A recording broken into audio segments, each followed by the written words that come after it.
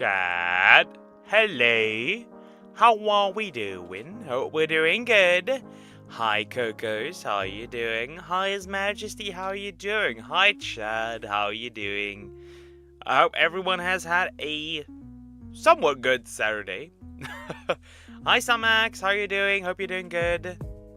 Man. uh,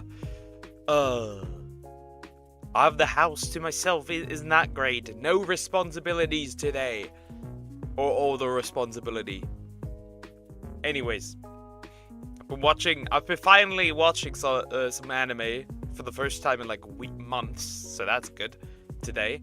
Yeah, as usual, we're doing our regular reaction stream, and yeah, that's the plan for today. Give me a second. Hopefully, is the mic the one that I want, right? Not that I get horrendous audio. We do not want this, right? Just to remind everyone, my birthday would start in 4 hours and 24 minutes. Okay. 24 minutes? Okay. I will keep that in mind.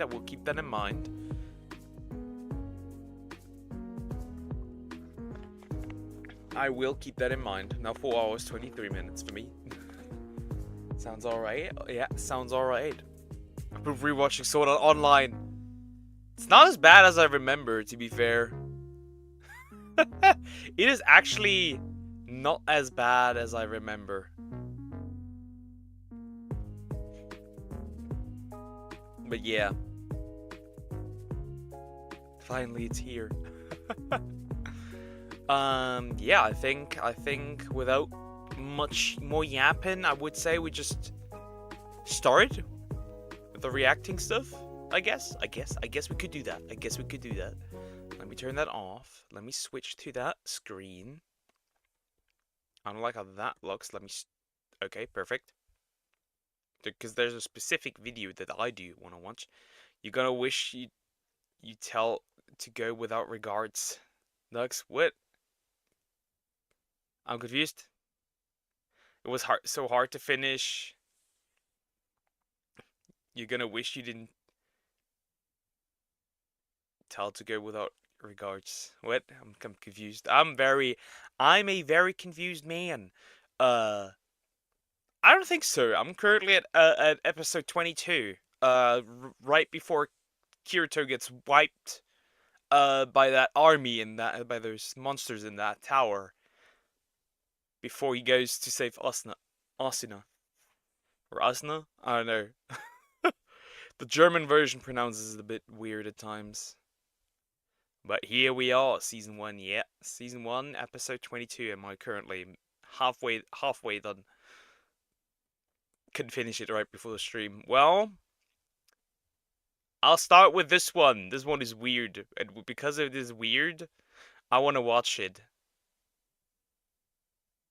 That's the only reason. It's weird, and that's why I want to watch it. When they started accompanying that little lady kid. No, when they started accompanying that little lady kid, I'm confused. I think it was. I don't know. I currently at he's dead. He's dead. He died against those tower guys. At least that's what my TV shows. Anyways, it's time. Time for a reaction. This one. Let me drink something before we actually start, because this one is interesting. Remember, watch my request video? Of course. I would not forget that, of course.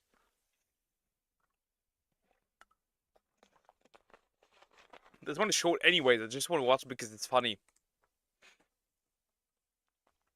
That's the only reason I want to watch it, because it's funny. You know, it's interesting. We'll just start, it's funny. Legos are anti-LGBTQ. You heard that right. Legos. Legos. That's new. That's new. I just saw this. I thought, hey, is this from Ref made this video on his second channel, and I thought, hey, that sounds interesting. Now, I do not come to help Lego because it's a dog shit company. Straight up, it's a terrible company. If you want to buy anything that has something to do with Lego that isn't called Lego, I would say go for anything else, because first of all, it's cheaper, and second of all, the quality is sometimes equal, maybe a little worse, if not actually better. Since that video is short, next it's my turn. Yeah, chill, just chill, calm down. Also, I forgot which videos it was. You need to tell me again. Also, like, if you are a content creator and you call something Lego that's not Lego, they will actively go after you and sue you. It is wild. It is wild. This company is evil, so I'm not gonna stand here and defend them. If anything bad happens to them, good riddance. I don't care. Let's just see what this is about. Let's just see why. We could actually just read it straight up. New Lego can be anti-LGBT because the bricks have male and female parts. They are made to mate with each other, says Science Museum London Telegraph. Good God. Fortnite has a Lego mob game now. I'm aware. Good God. Lego can be anti-LGBTQ, says LGBT, says Science Museum. Museums seeing things queerly to claims people think toy bricks are gendered and reinforces idea heterosexuality is the norm. Good God. Alright, here's Krok. Hi, Krok. How you doing? Hope you're doing good. So we're making Legos bonk now. Pretty much. That is interesting. Let's just see. Ladies and gentlemen, I regret to inform you that Legos are now canceled. Yes, I would have never expected to hear that sentence ever. I would have never expected to hear this sentence ever. Legos are officially cancelled, chat. Apparently in the year 2025, it is problematic to play with Legos, and the reason for that will... All these children playing with Legos. They're all homophobic, transphobic, they're all bigots, these children. Send them to prison! Send them to the children's coal mines. Good God. will shock you. So we have this article from the Telegraph. It is titled, Lego Can Be Anti-LGBT, says Science Museum. Museums Seeing Things Queerly tour claims people think the toy bricks are gendered and reinforces idea heterosexuality is the norm. Well, I regret to inform you, it is. Biologically speaking, it is the norm.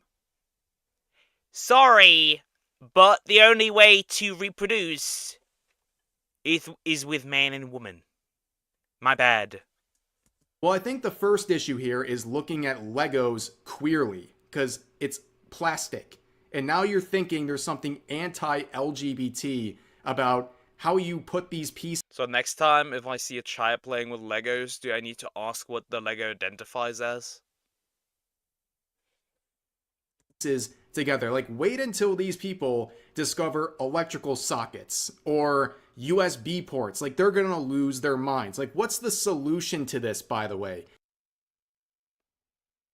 Electrical sockets are bigoted.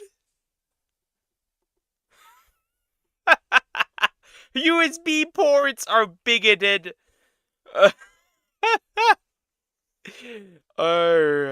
We live in trying times, people. We live in trying times. Are you just going to take two Legos and have the top with the pin and just kind of jam two of those together and just have nothing built? Like, what is the solution here realistically?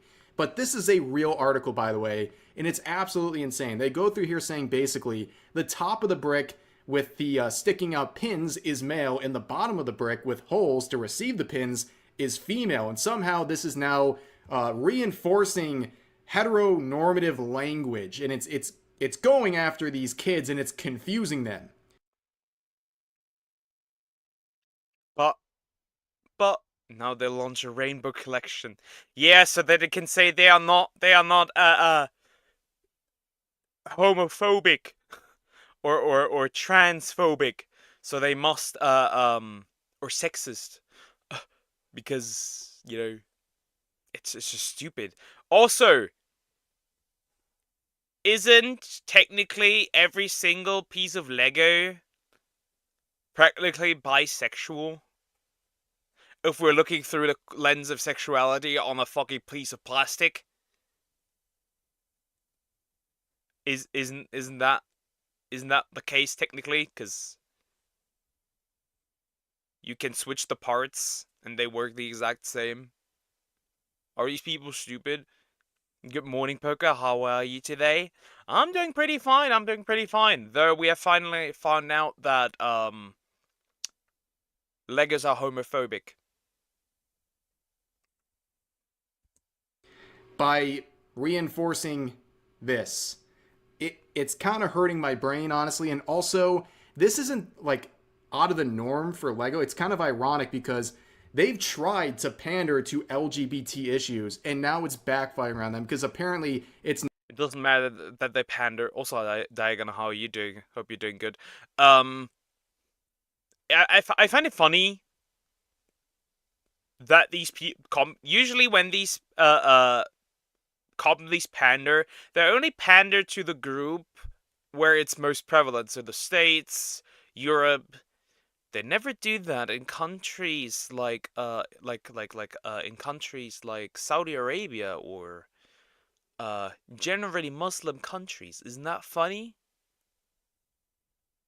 Haha, I'm back. Welcome back, Real Aspect. How are you doing? It's just, I don't know. This is so stupid. It's so stupid that it's almost funny. Also, I'm repeating myself, but once again, don't buy Lego. You should rather buy from cheaper. You should rather buy cheaper products because almost always they're almost the same quality, if not better quality, and you get more for a cheaper price. Never buy Legos. They're bad. Never enough.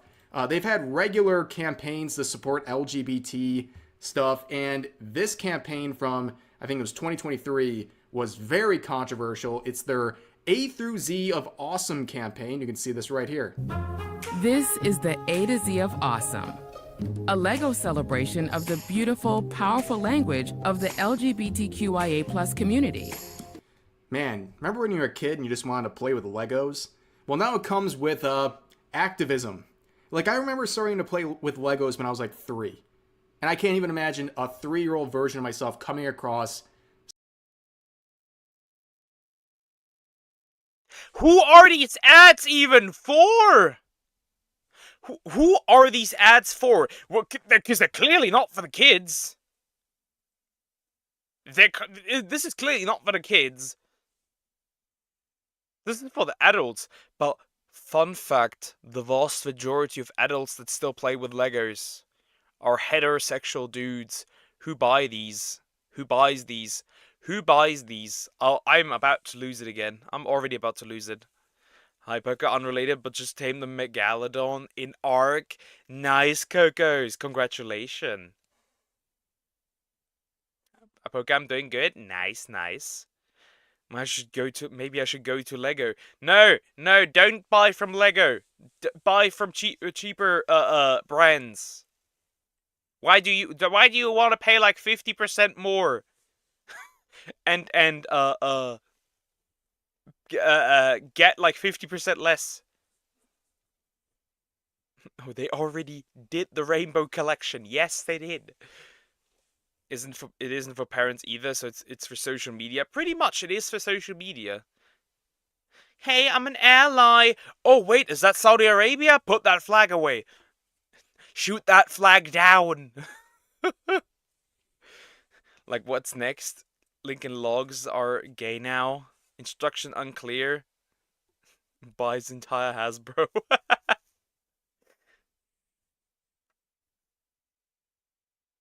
Some messaging in the Legos I'm playing with. But like I said, it's ironic. They pander to these issues, and still with this article it proves it's never enough. God, Legos of all things, ladies and gentlemen. Hey, what's up, guys? Stop. Oh god, goes of Yotai. Legos are cooked. Someone say shoot. Legos are genuinely cooked. Now, I'm just joking. Nobody cares. Sincerely, nobody cares. So what was Zoom's video? Because I have forgotten. What was Zoom's video? I genuinely have forgotten. I do not remember anymore. And he didn't tell me again. So I'm kind of cooked. Guess I'm jumping to the next video until I know. What was it?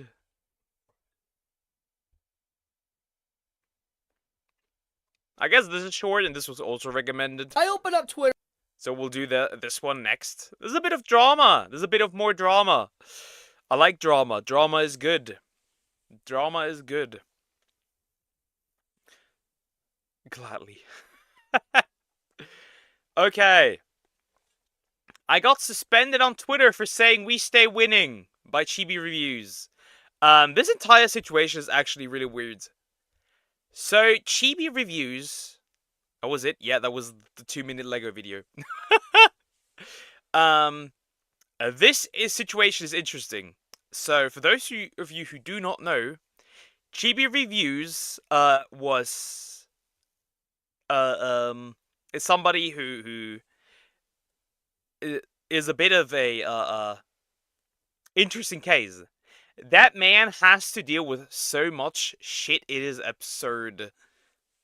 I once bought Legos in a Polish store called Biedronka. It didn't have all the pieces, so I had to get a refund next day. I see the same Legos, same tape. I stitched it, and everything 50% off. Chibi Reviews is now unsuspended. I know, though it's really funny. So that man has to deal with so much shit. So pretty much just, he talked about like one scene from Dan to Dan. And this all spiraled into this man getting doxxed. People pissed on his brother's grave, pretty much. As far as I said, or they at least defiled it. They posted, I think... On one account, they posted actual child corn on his account. It has been wild. There's people making like over one anime scene. Somebody even made 40 accounts to report this man on Twitter. It is wild. It is wild. I open up Twitter and I'm greeted with, your account is suspended and not permitted to perform this action. So I click on the homepage, and the first thing I see is, your account is suspended. After careful review, we have determined your account broke the X rules. Your account is permanently in read-only mode, which means you can't post, repost, or like content. You won't be able to create new accounts. If you think we've got this wrong, you can submit an appeal. I've already submitted an appeal, so already passed that. So I took to my email just to see what's being said, and this was what I was greeted with by the big old... Yeah, we stay winning. Imagine you post that and you get banned for it or suspended. We're gonna watch the Minecraft movie. I might give it a chance. The second trailer looked better, so I may give it a chance. Twitter, I did not see it, but thank you for the sub. I appreciate it. X account has been suspended, and I read it. It was sent to me about an hour ago. It says, hello, Chibi Reviews. Your account, Chibi Reviews, has been suspended for violating the X rules due to a user report. Violating one of our rules. we stay winning. Note that if you attempt to evade a suspension by creating new accounts, we will suspend your new accounts. If you wish to appeal the suspension, please contact our support. I still haven't found a way to fix that it comes twice. I hate it. I should still change it. But you really are gonna watch that? You really are gonna watch that? Yes. You also sent me a Star Wars recommendation. I'm gonna watch that too. Team, obviously, I've done that. So, why did I get, suspended? Well, let's go to the post.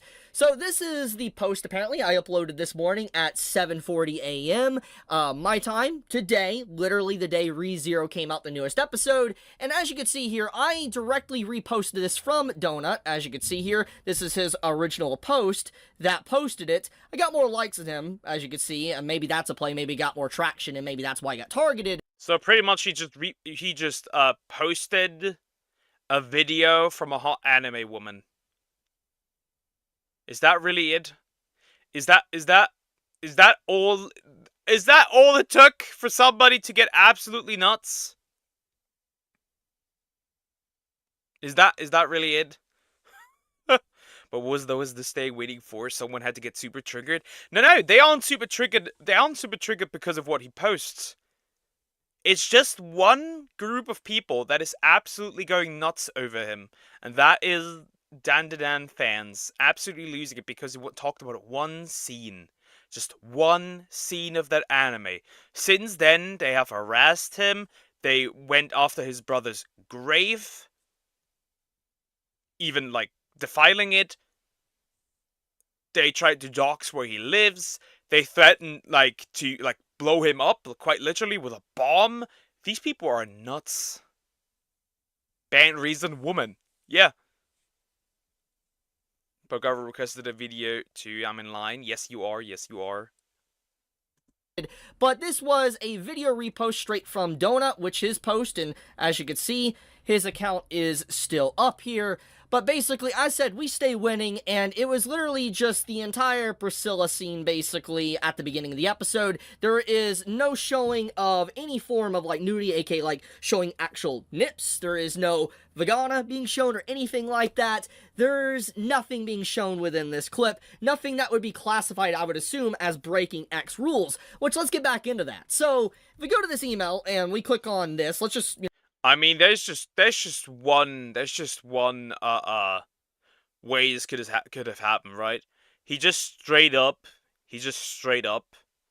got reported like a dozen of times. This also, by the way, works on YouTube. For those who do not know, this works on YouTube. You could do this on YouTube as well, and YouTube will ban you. And it's even less likely for YouTube to reinstate your channel. The more you know. I'm going to open up a new link, opening this. It just takes me to the X rules page. It takes me to all the different rules they have, privacy and all that type of stuff, and hateful content, violent and hateful entities. It doesn't tell me exactly why the account is suspended. I would assume it's adult content. I would assume, but once again, this is a platform that openly has OnlyFans girls all over it, posting basically straight up nudity all the time. Those accounts are completely fine. But a ReZero clip... And the zoo files. There are so many zoo files on Twitter. So many. So many. Do you know Shadows in Sonic 3? Huh? Wait, what? How? Someone even commented on Twitter that someone should mass report Ref as well. Oh, well, no wonder. No wonder. Huh. Interesting. Banned? What were you banned for? Guess. Hey, that's almost every platform. But remember, the Red Emperor said that, the Red One said that they must eventually, he wants to make it so that it must be disclosed why people got banned. That's, a minute 50 long. Completely fine. It's not fine. It needs to be suspended. I I would understand if like it got copyrighted, like, but the clip's not even copyrighted, so that's not the case. It didn't get copyrighted or anything. It just I got suspended because I posted a ReZero clip and said we stay winning. So let me get this straight. I got banned because of this. Now, I want to point something out. There is a post here that is blank, as you can see. I don't know necessarily what's going on there. I'm going to take an educated guess, being completely transparent with all of you. That's a post I deleted. I have not deleted any posts today. I deleted a post like a day and a half ago. So maybe it's a post from then, and I don't even remember. It was like some random post. So maybe a post got reported, and then it finally happened, or maybe it's something very old, or maybe it's just an error here. I have no idea. Regardless, when you click on the rules and stuff here, and if I click on this one, it's the same thing. It takes to the same webpage and all that. So I got banned for... Yo, Elon might want to fix that for the exact reasons as to why people got banned. You know, that would be interesting to have.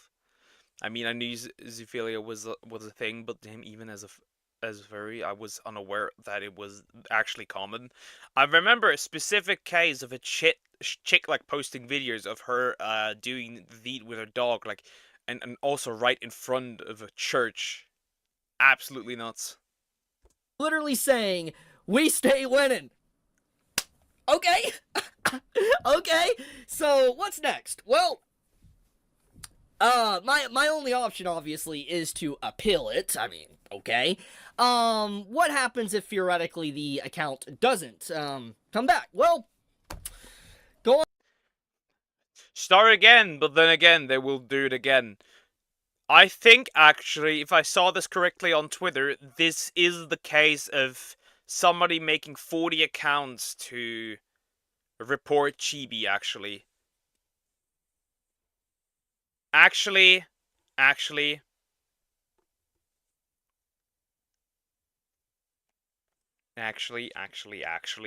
So, that might be... I hate ref and I can't understand hating ref, but don't abuse the report system. Just don't watch him, bro. If you don't like the guy, yeah, just don't watch him. At least on that I can agree with you. I like ref. I'm okay with him. Hi GT, how are you doing? Hope you're doing good. On by the guidelines in TOS, it says I can't make a new account or I get suspended, so that's off the table. Obviously, I can make an account, not make it public and not really post on it just to be able to browse or Twitter, but from what I can see, apparently I can browse or Twitter just fine. I can still see Twitter and everything. I just, as you can see here, I can't, like, leave any likes. So, I can't comment, I can't leave likes, I can't retweet, but theoretically, I can still browse or Twitter. So, I mean, maybe it's for the best. Maybe it's for the best. I mean, to be fair, Twitter has brought me a lot of English. It's brought me some good. I mean, it's ironic today of all days, actually. I want to show something. Today of all days, I made a post. Yeah, I think actually this was the case of him getting reported for 40 times. Okay, let me check Discord.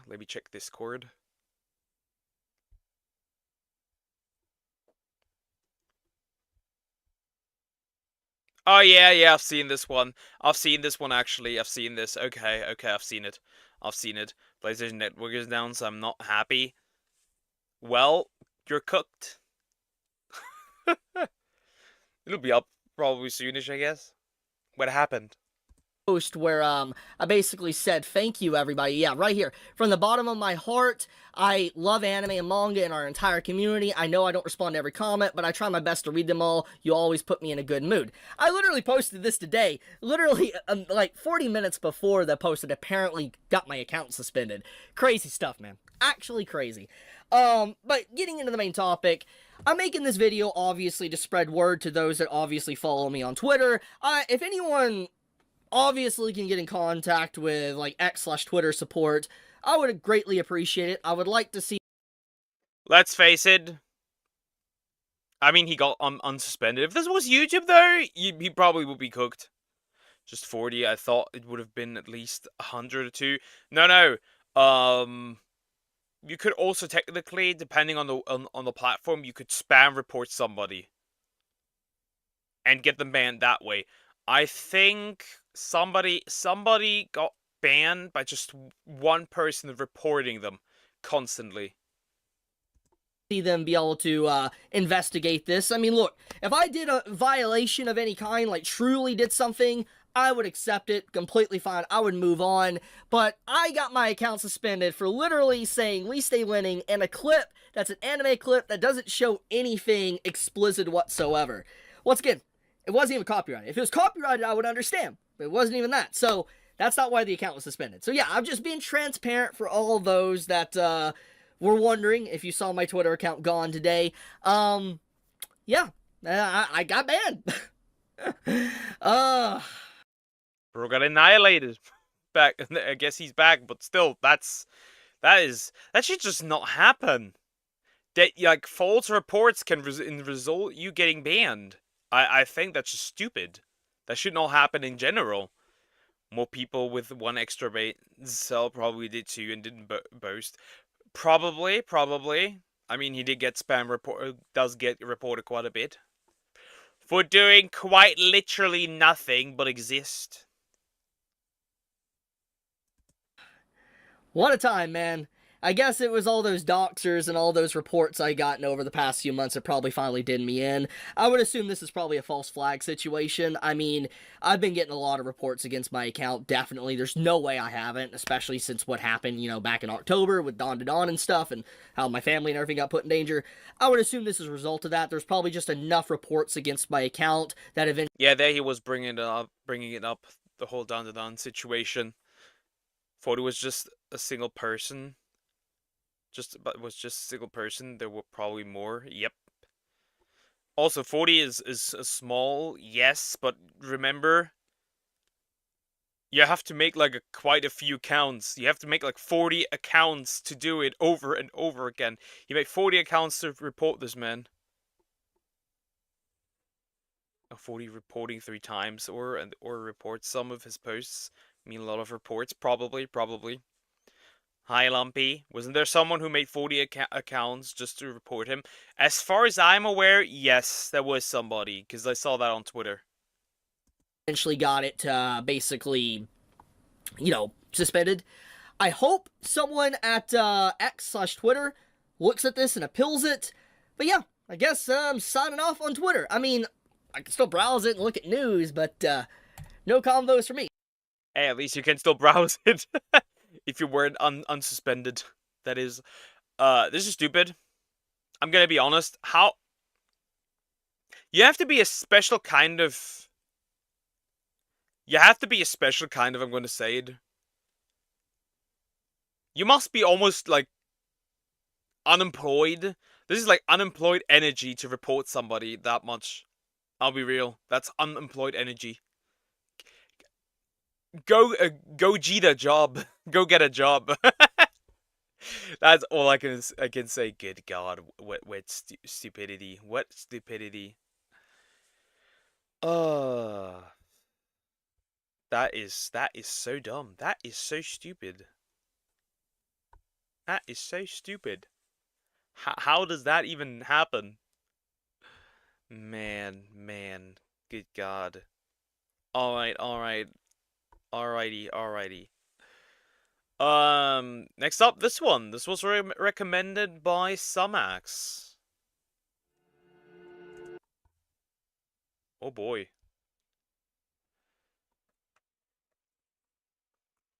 Oh boy. What is that title already? I'm already looking at that title and I'm already like, brother, ugh.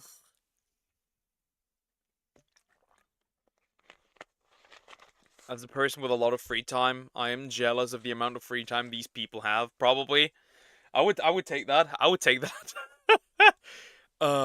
Man, this sounds horrible already. Sumax, this sounds horrible already. Nurse Hannah is the worst mother on TikTok. 17 diapers investigation disturbing allegations by Sloan. TikTok has me terrified for the future of Gen Beta video. Tell me the creator. Tell me the creator. Otherwise, I can't do anything. You must tell me the creator. Meanwhile, let's get into this. I am scared beyond belief. I'm not changing my kid's diaper when they pee. I've never. Huh! Please, for God's sake, watch my video. I need the channel name, Zoom. I need the channel name, Zoom. I need it. Never done that. Do you know how expensive diapers are? Literally, I will change his diaper if he poops. Wait, that child? That was a response to the child getting hit? Like that, like... Hands up, trying to block? Clearly, Giga. Okay, we're getting into child abuse today, it seems.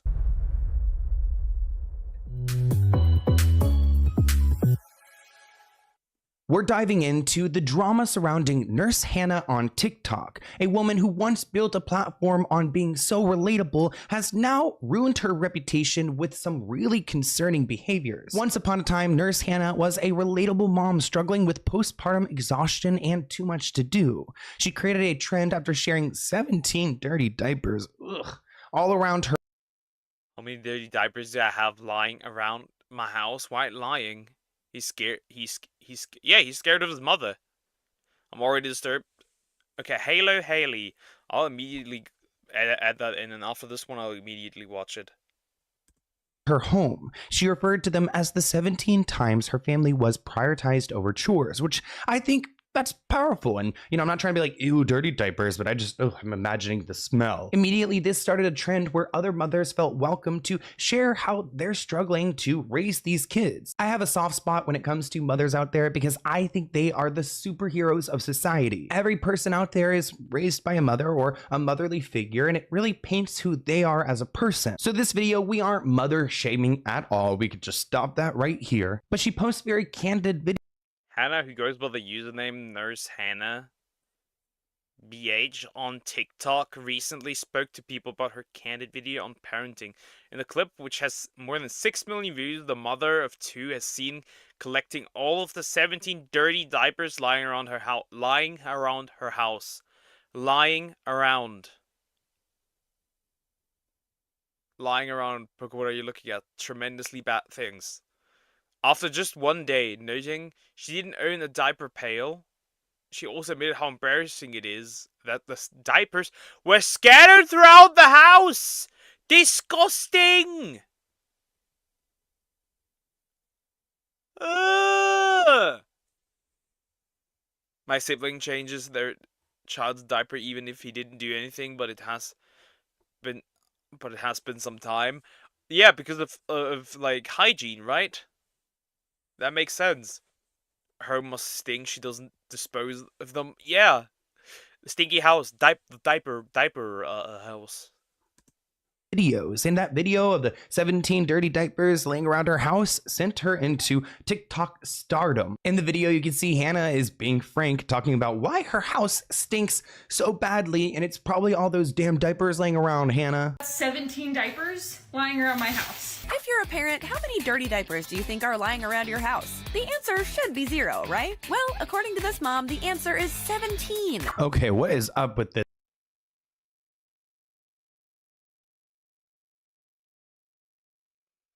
Just clean them up, dude. Just clean them up. Get a place to put them. Like, good God. Diaper team, disperse. When you say disgusting, it sounds like you're in Australia.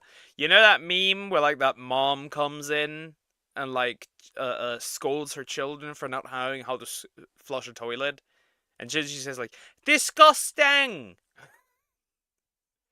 This music. And also, these diapers are spread everywhere. Like, damn, you better check the fridge, the freezer. There might be more than just 17. Meet Hannah, who self-reported her poor waste management skills on TikTok recently. She found used wads festering on coffee tables and carpets. You know, the other day when I said I think I'm gonna move myself over. Give me a second. I think I'm gonna move myself over. I don't want to block the man here. Nyong. I'm over here now. Shocking, I know, but I'm over here. that I don't typically have diapers around my house, today's not one of those days. First of all, this is the state of my room. Wait.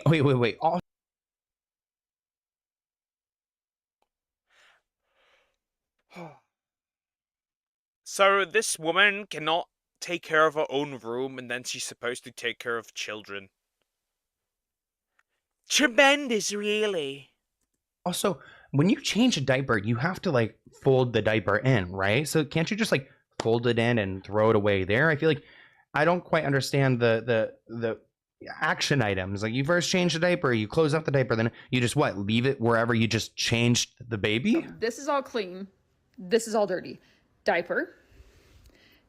Diaper.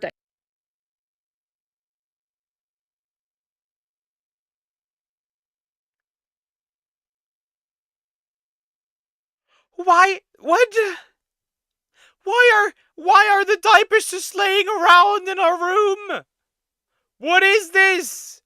Don't tell me she's a diaperologist. Boga, move to the left. I'm supporting Kamala Harris now. Boga, oh my god, Boga, you're there now. Teleportation. I ran over to the other side. Diaper. And I can tell you there are 3 diapers out in the hallway by James's room, and there are probably 6 or 7 diapers downstairs. There's just random... She just has, like, randomly placed the diapers everywhere. Like, why? How? What's the reason for this? No! That's just... Okay, wait, I can understand, like, girl, She thinks she's Asmongold! Like, we only need the rat now, right? The dead rat, and maybe a cockroach or a few. Hi guys, hi X. It's her snacks for when she feels peckish. I know there's some person out there that likes to eat freshly from diapers. you have a lot to do, but also at the same time, is it safe? It's getting me like borderline hoarders. Like, is this safe for the fecal matter to be in the air and to be all? No, it's not. No, it isn't. I guess you're no longer right about everything. Anything, yeah. My near short is out. Nice. I don't think it probably isn't. It probably isn't. It probably makes you sick. It probably can make you sick. I mean, if animal stuff is not supposed to lay around everywhere because it's not healthy, then probably child stuff should also not lay around everywhere. Free chocolate, good god, man. She's female Sonichu. No, not Sonichu! Where's the medallion? Around. Hopefully you don't have any dogs or anything. Now, I do not want to underestimate what postpartum does to a person. It is such a underestimated and undervalued, I think mental illness. It's not even a mental illness. I mean, because it's something, I guess it's contributed as a mental illness, but I just want to say that I recognize how hard it could be to go through this postpartum feeling. It's something that only that mother can truly. Well, where's the papa? Where is the papa? Understand, and other people who have related to Hannah's circumstance. Fun fact, men can experience postpartum. Men can experience that as well. Men can do that as well. Imagine this, you've been in an accident or someone you love has been seriously hurt. Suddenly you're facing a mountain of medical bills, paperwork. Because I know a few men that became fathers and they started developing like a real down phase because it didn't turn out the way they thought it would. Like this, like you have like this newborn, it's all happy and great, and that didn't like in a way where they didn't like I don't know how to put it. There was a certain distance between the newborn and like them. I don't know how to exactly put it, how they explained it. It is very special. It is very weird how men experience that. And insurance companies that don't want to pay what you deserve. Now, what if I told you there was a simple solution to this nightmare? Getting compensation when you are in. I'm skipping that. Boink. Some men can experience morning sickness too. Yeah. And when people say, like, it only changes the mother's body, that is not quite true. Men, when having a newborn, will produce less testosterone in order to protect the father from less risky situations. Funny. Funny how that works. It's like it would be neglect if, like, they just left the baby in the diaper. So I guess it's not neglect, yeah. Neglect?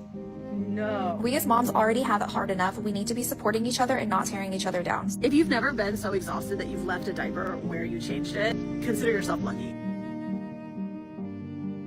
Oh, look at all these people, like, relating to the 17 diapers. Aww. It's cute. Okay.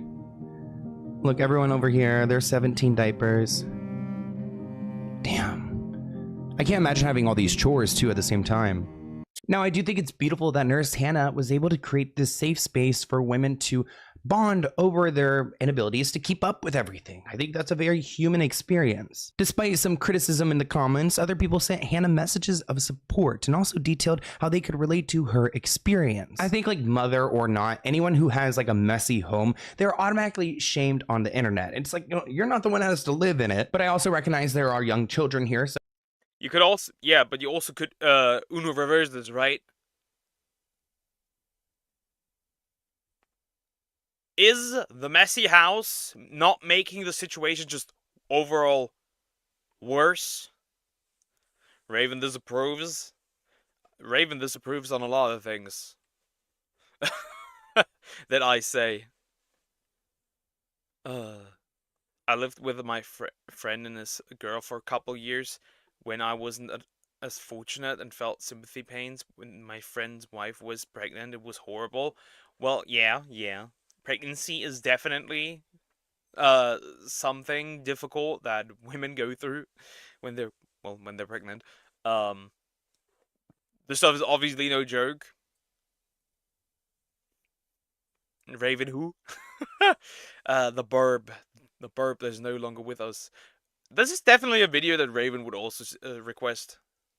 So, you know, a well-kept home could only make their experience as a kid that much better. One person wrote that 17 times your sweet babies were prioritized over your house. It's 17 times your sweet babies were cleaned and felt comfortable and loved. Which I don't understand. Like, when you change the diaper, can't you walk over to the trash can? Like, maybe I'm missing something. This person adds, postpartum is so hard and doing it alone is crazy. No one should ever judge a mother who has postpartum, which I totally agree. I don't think so either. They added, thank you, Hannah, for keeping your babies clean and well fed. You're doing amazing. The comments read, they'll never understand the struggle of being moms. I love the 17 diapers lady. Another person writes, my 17 diapers to me is currently being 19 weeks pregnant with a 6-month-old son. I'm exhausted. I feel alone. And then finally, another person writes, my 17 diapers was PBD after baby 4 and begging my husband not to leave me alone with the kids. Now, again, I want to acknowledge that motherhood is so relatable, and there's a lot of different layers to it. Well, you also need to consider likely when it comes to, like, leaving alone, it is very likely that you are probably at home and your husband has to make money. There's an owl among us, huh? But who? So I wouldn't take that. That depends on the situation. To it. And even though a lot of people are finding power and holding space for what Nurse Hannah is going through, at the same time, there is some valid criticism. Depression, postpartum depression, they can really affect you as a person.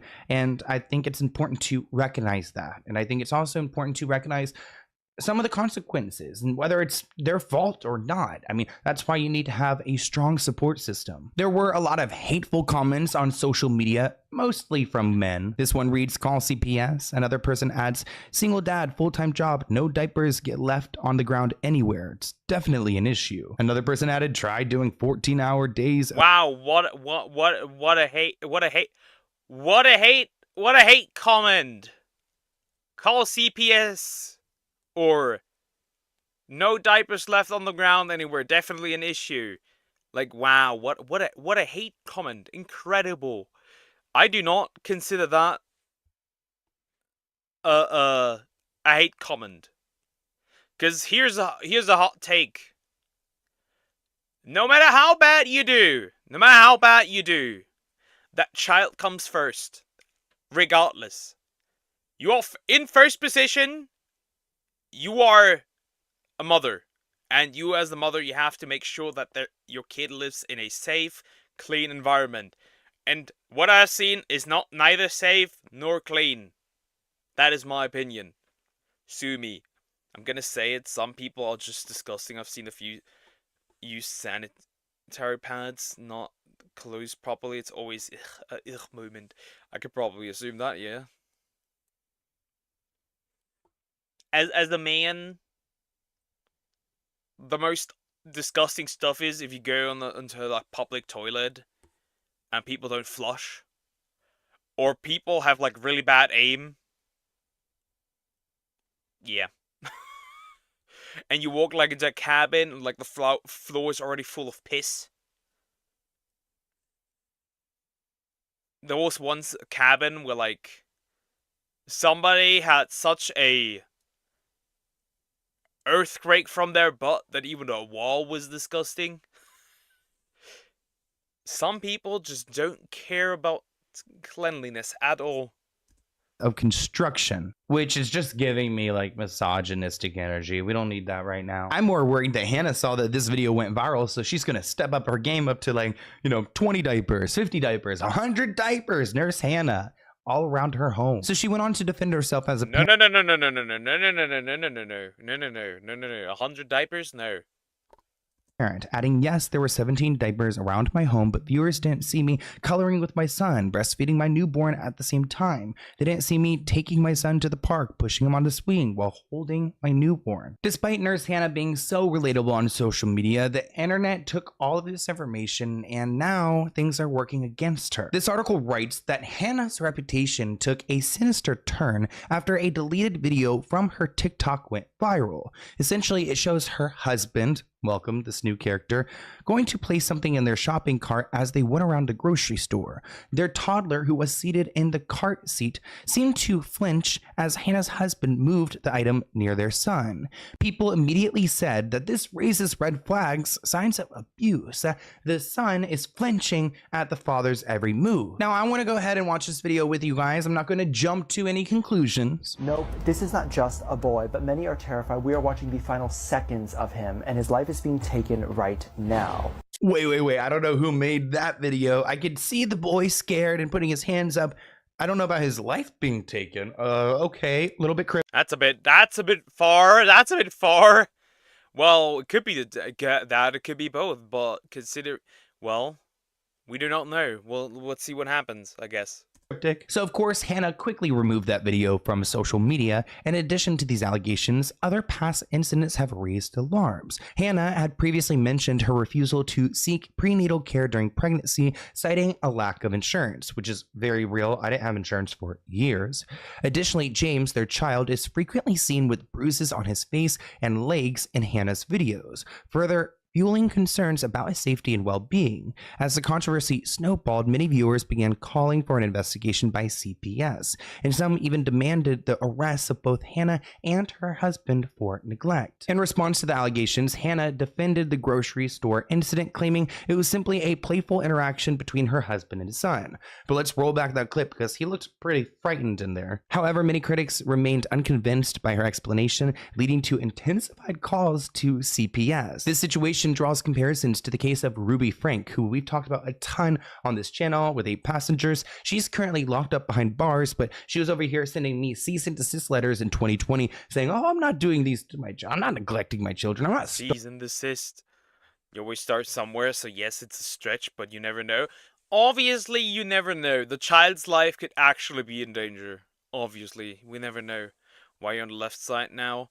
Because I don't want to block this man with a really solid jawline, by the way.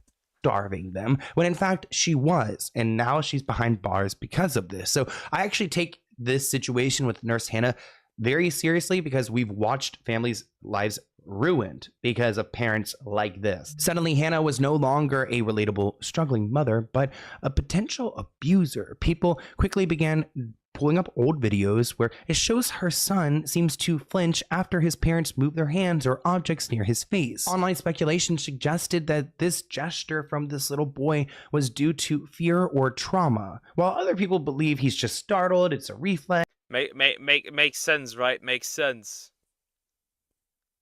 As somebody who you know, got the occasional spanking as a little boy, because I was a little evil little bastard, I can understand the flinching part. But why would he be so startled and scared of his parent? There was one mother who wanted to challenge Hannah's explanation, and she actually had her own son to go and experiment with, trying to show everyone it's not normal for a kid to have this inherent like knowledge or this behavioral instilled within them to know to flinch from their parents. Like, you're not born a toddler being fearful of your parents moving or throwing objects towards you to the point where you would display some like ways to protect yourself. I mean, I just want you guys to understand that this kid has only really been around their parents up to this point. So their behaviors are learned from their parents. They should not have this learned behavior to hide. Parents and most likely the mom. Of course, the father could be the abuser, obviously, no denying that. But that child probably spends most of his time around his mother. Or to protect themselves when the person who's supposed to be taking care of them comes any closer. Here's that TikToker explaining how her son doesn't do this.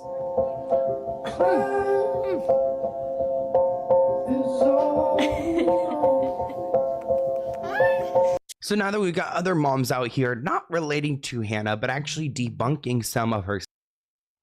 I want a child now. I need to find a wife. Statements, we're starting to look at some past clips and realize that maybe there's something more sinister going on here. I have a million of these, but not least for this video, I'm not changing my kid's diaper when they pee. I've never done that. Do you know how expensive diapers are? I have friends and Ew, doesn't that make like the kid itch if there's just like the ammonia from the urine? I don't know. People that I know, like, oh, they peed, we have to change their diaper. And I'm like, they peed? Literally, I will change his diaper if he poops. Weird. I mean, comment below, is that normal? Because I can understand like the diaper absorbs the pee, but like, isn't it just supposed to absorb it until like you can get it off of them and change it? I don't know. I feel like I would want, if I was a baby, I would probably. That would probably be, after a while, this would probably be very uncomfortable. I could see this being very uncomfortable after a wee little bit. The question just becomes, like, has she any other choice if, like, diapers are that expensive, which I know they are expensive? Probably want, like, my skin to be dry, not, like, wet with urine. But there's another clip I found that was a little bit bothersome where you could see Hannah and her husband eating, but their son has no food in front of him. I don't know if he was already fed or what, but it's a weird video to watch. I can't do that. Now, the next way that we save a lot of money while we eat out is we don't drink alcohol. We're not ordering soda. Wait, that kid literally looks hungry. What is going on? Because we literally, when they come to get our drink order, we are only 100% of the time, if we have leftovers, we are... Like, why does the kid have a salad in front of him? That looks so weird. That makes me so uncomfortable. It's like, it's so like, I could not do this. If my child were like, I can't even do it with my dog, right? If my dog looks at me and's like, give me food, please give me food. Like, that boy wants some fries. Come on. Share some fries. I'm starting to feel some protective fatherly instincts. Yeah, the male instinct to protect children. Understandable. It would droop itch and leave stains. No, ew. Probably also not most healthy for the child. And she's got a whole big plate of beige, of fried beigeness. At home, I see so many people Shut up, Hannah. Look at that little kid. That doesn't look like a happy kid either at all. And she's over here eating all color. He looks really uncomfortable. Like, now he's looking at his dad probably and he's like, give me food. He's giving them the side eye too. Yeah, yeah. His eyes are quite literally begging. Of a beige and brown, fried up, chilling, eating her salad with her man. And look at this little cute boy. Some people just don't deserve kids. They don't. This person commented, poor baby, it looked like he wanted some food. The way his eyes followed their food. Now, the kid could be a picky eater. There could be a lot of other explanations. But when you do have a trend, a theme like this, it's hard for people not to connect the dots. We'll give her the... Or also, here's something that I will always, and every single time I see a video like this, will criticize. Stop putting your little children on the internet. They do not cannot consent to this. Stop it. There is no point for your child to be on the internet, to be on TikTok, YouTube, wherever it is. Stop this. The benefit of the doubt and think that maybe she did offer him food, but maybe he said no, which again, you're the mom. Like, if the kid says, no, I don't want food, you just order food anyways. Like, the kids are hungry. They don't know what they exactly want. Yeah, just like girlfriends. When you ask them, are you hungry? No. Fine, I'm gonna get myself something. And then after that, the allegations come. Why didn't you bring anything for me? You said no. Call CPS on this woman? Yeah, I agree. Here's another clip of Hannah and her husband stuffing their faces as their kid is watching the food, almost like he wishes he could have a bite. A $9 lobster roll sounds pretty good to me. We are in Vegas for the week and we were trying all kinds of good foods and restaurants here. And our very first stop were $9 lobster rolls. Technically, we got a lobster roll, a fried shrimp roll, and a fried scallop. So maybe her voice annoys me, like, let's go, lobster roll.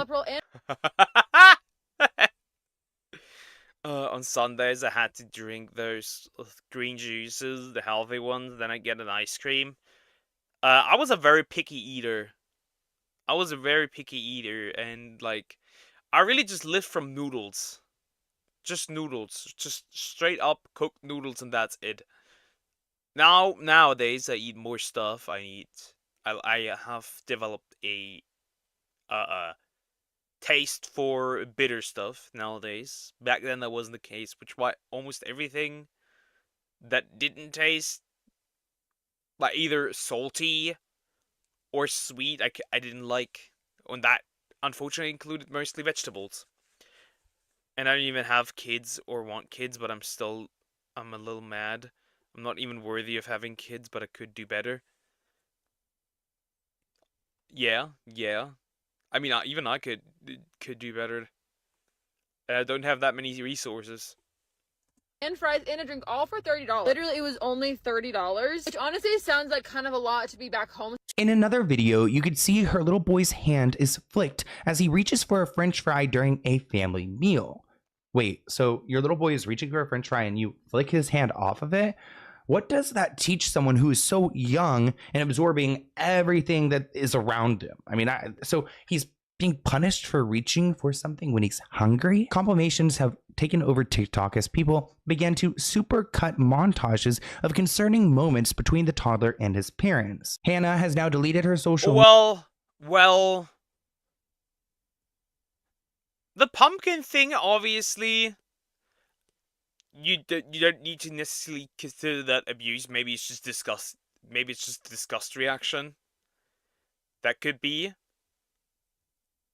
But obviously that would also be a bit much. How we reacted, I don't know. Media over these accusations. Bye, Hannah. Bye, girl. We're not going to miss you. Now, maybe she's deleted her social media because it's gotten to a point where she may lose her children. Now, there's a TikToker named Anthony Blackwell, and he claims he was able to find Hannah's address and call CPS to go and check on these kids. And there's been a clip going viral on social media that appears to show Hannah being arrested. Though you can't really see anyone's face, we don't know if it's Hannah, maybe it's not. She could have potentially been arrested over this. Which, in my opinion, if she is arrested, the cops aren't aren't going off of calls from TikTokers. They're going to go into the home, see something, and then they know that they have enough evidence just from whatever they saw to go and arrest them. Now, while there certainly seems to be reason for concern over this child's behavior, the internet's fascination with Nurse Hannah and her son's potential abuse is all based on speculation and rumor. It's just really what we see that she's posted. Well, obviously, it's just speculation, right? Though, we have seen one room. What if other rooms are even worse looking? Like, even less clean? I don't know, ever consider that? I don't know yet. I was confused. Honestly, if I was in that situation, I would let the kid eat, and I would not eat. Obviously, yeah, I agree. Like, even with even if like money gets like if I'm really short at would be really short at money, like I would let my dog eat before I eat. Which scares me too, because everything she's posted, she's very aware of what she's posting. So then how is she treating this kid when she's not alive on social media or making a TikTok? To me, her deleting her social media provides me the feeling that she knows that she's guilty. She's got something to hide, because if you're acting in good faith, then why would you go and delete your social media? Are there other videos that you're worried that people will find because you've been so careless? As for the children, I am sending prayers and vibes to them. Well, that's obviously pretty suspect, actually. You're gonna get using that when you watch this video, okay? Well, obviously, it's a little suspicious to delete all your, like your social media stuff while this is going on. That's weird. Polka dogs are fur babies. Yes. I call my dog a baby at times. She's my baby. I don't care. Them. Honestly, let's do a little prayer for all the kids out there with their moms who are more obsessed with TikTok than them.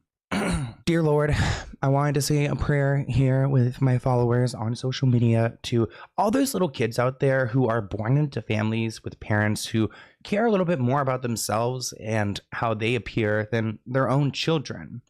Mothers like Nurse Hannah, who tries to portray that she's this caring, hardworking mother with 17 crappy diapers laying around her home, but in fact, she could be a monster. And we need to send light and protection to all those kids, not just Hannah's kids, but any kids who have found themselves in social media families against their will or being exploited on the internet when they don't need to be. I think it's a really sick kind of industry happening within entertainment that I do not like, and I'm glad that we have the opportunity to call out this situation. Maybe we're protecting a kid from his parents, maybe it's all just internet bluff, but Lord, if you can go and send some light and love and power to all of those kids in these situations that are being exploited, and just try to instill within them that they will get the justice one day or have the freedom that they deserve.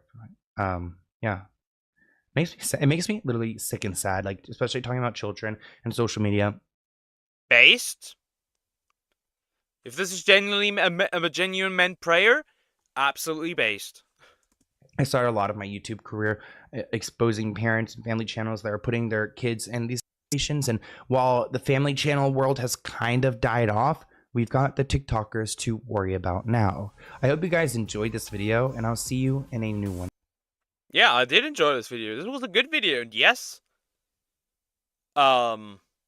I do hope so that the kids are fine. If they're not fine, that might be tremendous. Because, God, I hate people abuse their children. Man. Let's hope it's really just, she's really just incompetent and it's nothing more severe. Anyways, now Zoom's video. Let's go. Let me reload this. Let me reload this.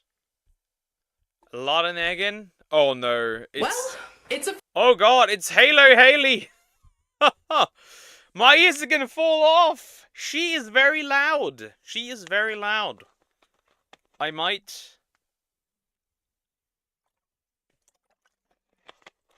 might need to turn down the video a bit, I think, because she's very loud.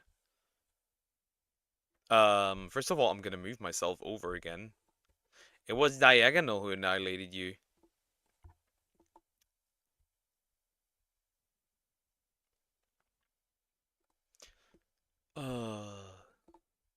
Why? Why? Okay. I might actually turn down the volume a little because I know she can be quite loud. If it's too silent, tell me. If it's too loud, tell me. But yeah, TikTok has me terrified for the future of Gen Beta. They are already cooked because they're called Generation Beta. They're already cooked. Like, imagine like the alpha's running around. Look at you, you beta. But yeah, this is by Halo Haley. Let's just get into it. Let's just see. Oh god. Oh god. Well, it's official. In 2025, Gen Z, we have officially become the new millennials. Because from January 1st until 2039, we are in the Gen Beta era. And if we can... So terrible. Who decides these names? I have to ask, who decides these names? Who thinks these names are good?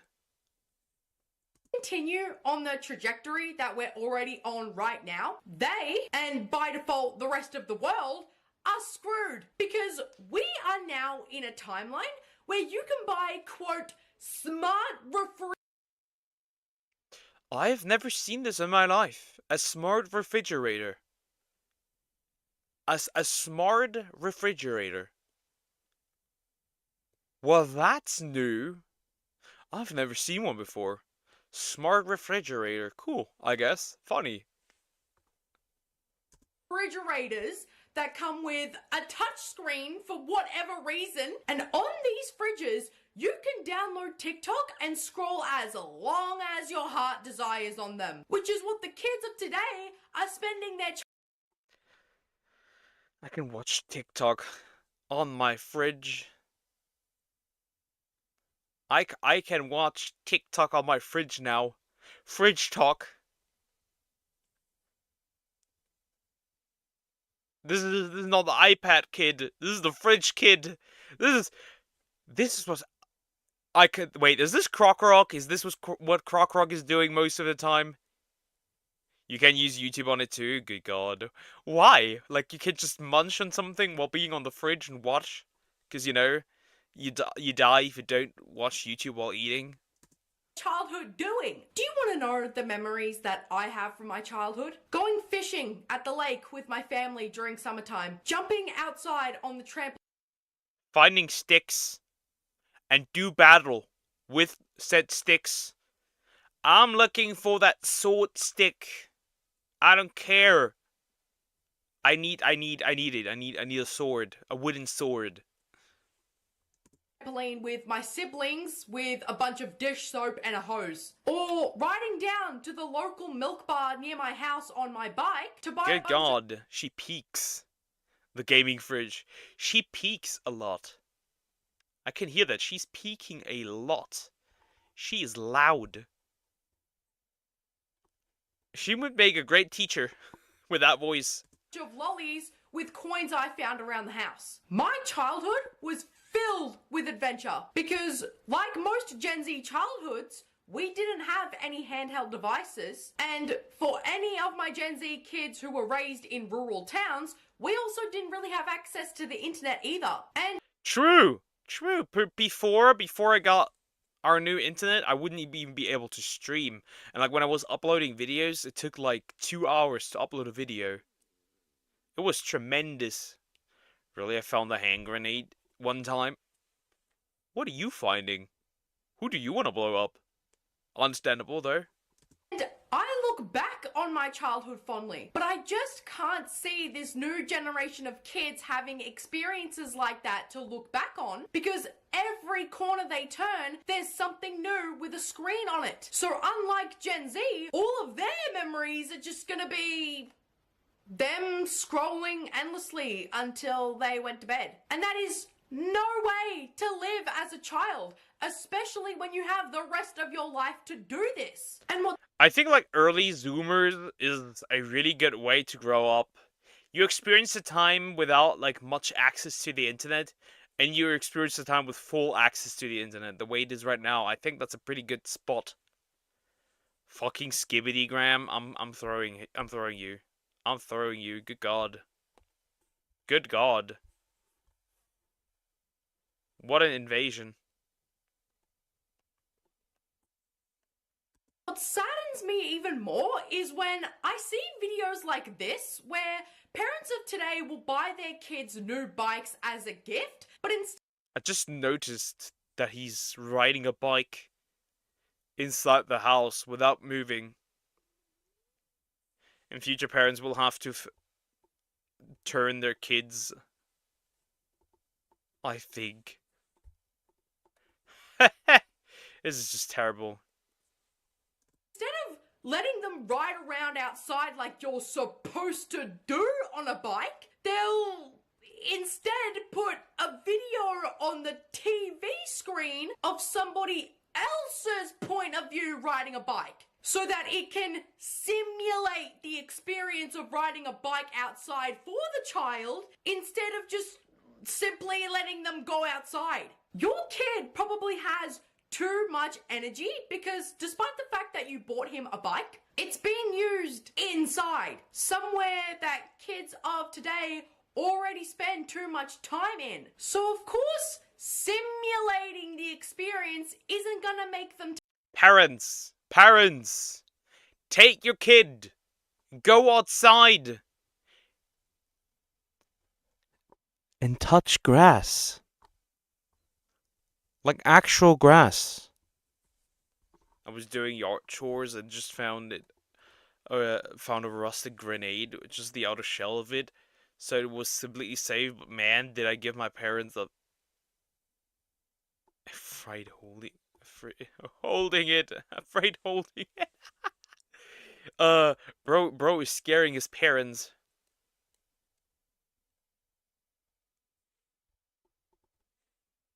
tired. Actually getting them outdoors to experience the different terrains and the different speeds that nature has to offer them, that will actually burn their energy and make them tired. I just don't understand why people would buy their kids outdoor equipment that they're not allowed to use outdoors. My daughter walking into Sephora like she doesn't have negative $1.43 on her green light card. Then why are we continuing to let her buy useless products that she doesn't need then? That is a full bag of expensive products from So here's my view, right? Kids are not allowed to play outside. They're not allowed to play in school. They're not allowed, they can never get rid of their energy. Like, am I the only one who sees a problem here? Am I the only one who considers that child abuse eventually? Like, no wonder we have, like, a lot of...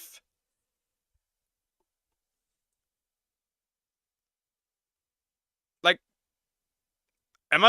it's just like, why? Why? Let kids explore the world a little. Not only is she way too young to need anything from there, but she's too young to be going into debt for things that she doesn't need. I understand that she's only overdraft by $1.50, but when I was a kid, if I couldn't pay for something that I wanted, my parents didn't allow me to have it. We have children out here in debt. We have children out here in debt. Why do we have children in debt? Period. I would have to do more chores or tasks that they wanted me to do and save up longer if I wanted something, because my parents wanted to teach me the importance of money and how to be responsible with it. I'm a 24-year-old second grade. I never had that. We are poor. We were poor. So, if I wanted something, Forget it. You weren't able to get it. Teacher, I'm pretty young in the teaching community, but there is nothing, and I mean nothing, that has made me feel older as a teacher than today when I was watching Toy Story 2 during a lunch bunch with some of my second graders, and we got to the scene in the movie where the little newspaper boy rides around on his bike and throws newspaper on the front porch of the house. And one of the little girls watching turned around to me and said, "Miss Smith, if a little boy ever threw trash like that at my house, I would yell at them." I said, "That's not trash, it's a newspaper." And they said, "What's a newspaper?" Well, just...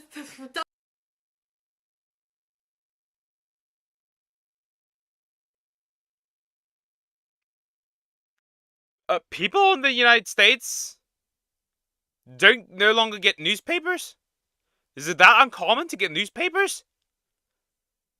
Because, like, here, you get, like, newspapers every so often. Like, they even, like, you don't even have to, like, no shit, you don't even have to, like, ask for them to bring them to you. They bring them to you automatically. For free. What? Does that just make you feel old? Not only do some kids not even know what a newspaper boy is because they've never seen one before, as all of their news either comes from YouTube Shorts or TikTok, but they don't even know what a newspaper itself even is. Why is the German newspaper the Time here? Die Zeit. Why is that here? Get that. Or this one is also German behind me. What the heck? It's pretty uncommon, Poker, but we can get newspapers. Okay, so it is uncommon. Interesting. For example, here, they just bring them to you. Like, they just bring them to you.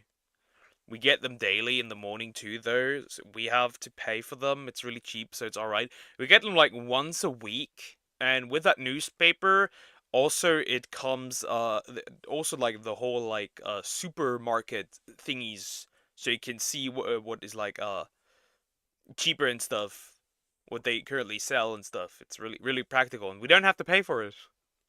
In fact, it's like, people do that as, like, a job. I don't know how they make money this way, but okay. So the is this torture watching this video. And I'm not gonna recommend her video again. She's the queen of nagging.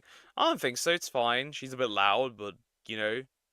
Nothing you could fix with some proper every day. You get these every day, that's wild. And, with some proper... I think what her main problem is, first of all, she peaks a lot. And second of all, like, there's no, like... Her room is not really... that well, what's the word I want to find... it doesn't really protect from large sounds. That's sad. Like, I hate how reading news became so rare. Like, today is the first day from years of not seeing an old man reading a newspaper. True. That is genuinely upsetting. When I was a kid, there was always somebody who was delivering a newspaper to your mailbox every morning. A lot of women in my area especially took this job on because of the amount of exercise they could do while on the job. So when I watched that movie as a kid, it's also pretty nice for, like, you can get some extra money. So you could look at it like that. You get some extra money, which is nice. Like a side hustle, more or less. it was such a nothing scene to me because I knew what that kid was doing. And I knew what a newspaper was because my mum was one of those women. So we would constantly have mountains of newspaper in our house. So this wasn't an unknown concept to me. But not only are newspapers now a dying form of journalism, but the job of delivering them is also a dying job because you can just get everything you need to know off of this thing. There were also other teachers in that comment section who said that they had to explain what a library was to their students. That's it. Yeah, I'm shutting off the stream. A library? Like, how do you not... How do we... I'm European, so I wouldn't understand. But a library that people do not know what a library is. I'm about to quit, dude. That is wild. Like, kids do not know what libraries are nowadays. That's wild.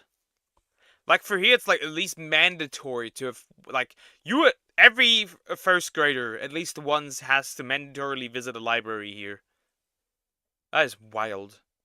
It's a pay-to-get service. It's huge. Most people get them. Cool to see that. That's nice. Back when I was 6, I always seen newspapers when my dad was reading it. I read comic books. Now the news and comics, social media, and the internet now. Yeah. But to be fair, I'm completely out of... Like, I have never properly read any comics because, first of all, a lot of the new stuff is dog shit, apparently. Like, not doing well. That's why, like, manga is just way better. Not knowing in libraries, while apparently so. Students, because they didn't know what a library was. What the hell? Oh my god, no way. When I was a kid in school, we lived in a pretty remote area. So when the mobile library came to us... A mobile library? That is cool. Schools have them, so they should know them. Probably their schools don't have one. Like, when I look at, like, schools in my area, like, most of them have their own library with books and stuff. Interesting. At our school? That was like a freaking excursion! What do you mean? A trip to the library doesn't exist anymore! And because of the instant gratification of the streaming era that we're currently in, they're not used to getting one episode of a TV show per week. They're used to getting an entire season all at once because that's how they grew up. Does it suck to have to wait every single Friday for a new episode of Severance? Yes, absolutely. But does it give me something to look forward to at the end of every single week? Absolutely it does. Yeah, but it's bullshit. It's bullshit because it's not based on the premise that they just wanna, you know, like, for whatever reason they want to give you. The only reason they do it is because if they release the thing, like, in, like a show in, like, seasons, like, entire seasons, then you get the subscription service, you watch the episodes, and then you terminate your subscription again until the next season comes out. They don't want you to have this. At least they want you to wait 7 days at least, so they can get more money out of you.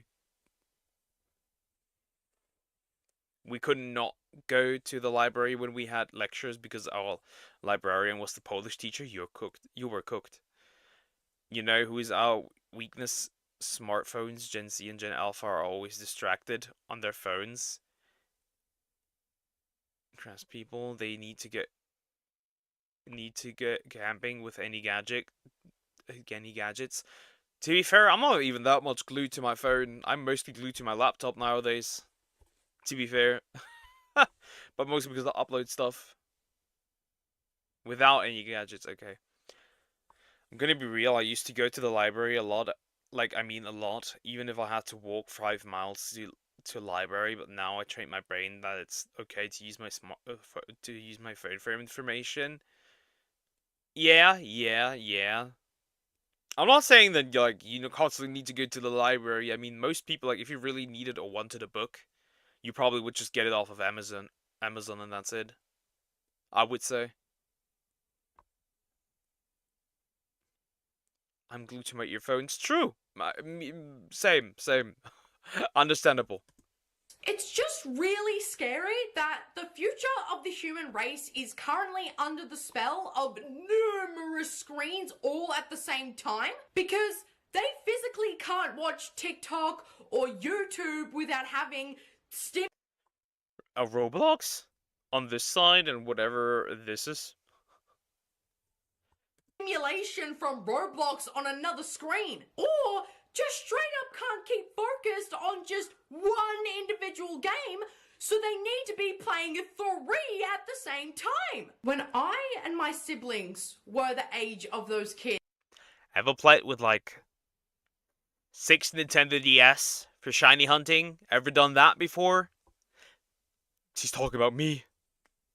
It's in that video. The most screen time that I had was on a single TV, and it was boring to be stuck inside watching TV as a kid. My younger brother and I always just wanted to go play outside instead, because unless Adventure Time or regular show was airing, we didn't really care to watch the TV. Read this word. What? Bet win. Bet win. Oh my god. Oh my god. Bet win. Screen maxing, true. Like, the only time when I was a kid and I watched TV was, like, straight up after school, right? Because, like, I came home from school, and then there was this, and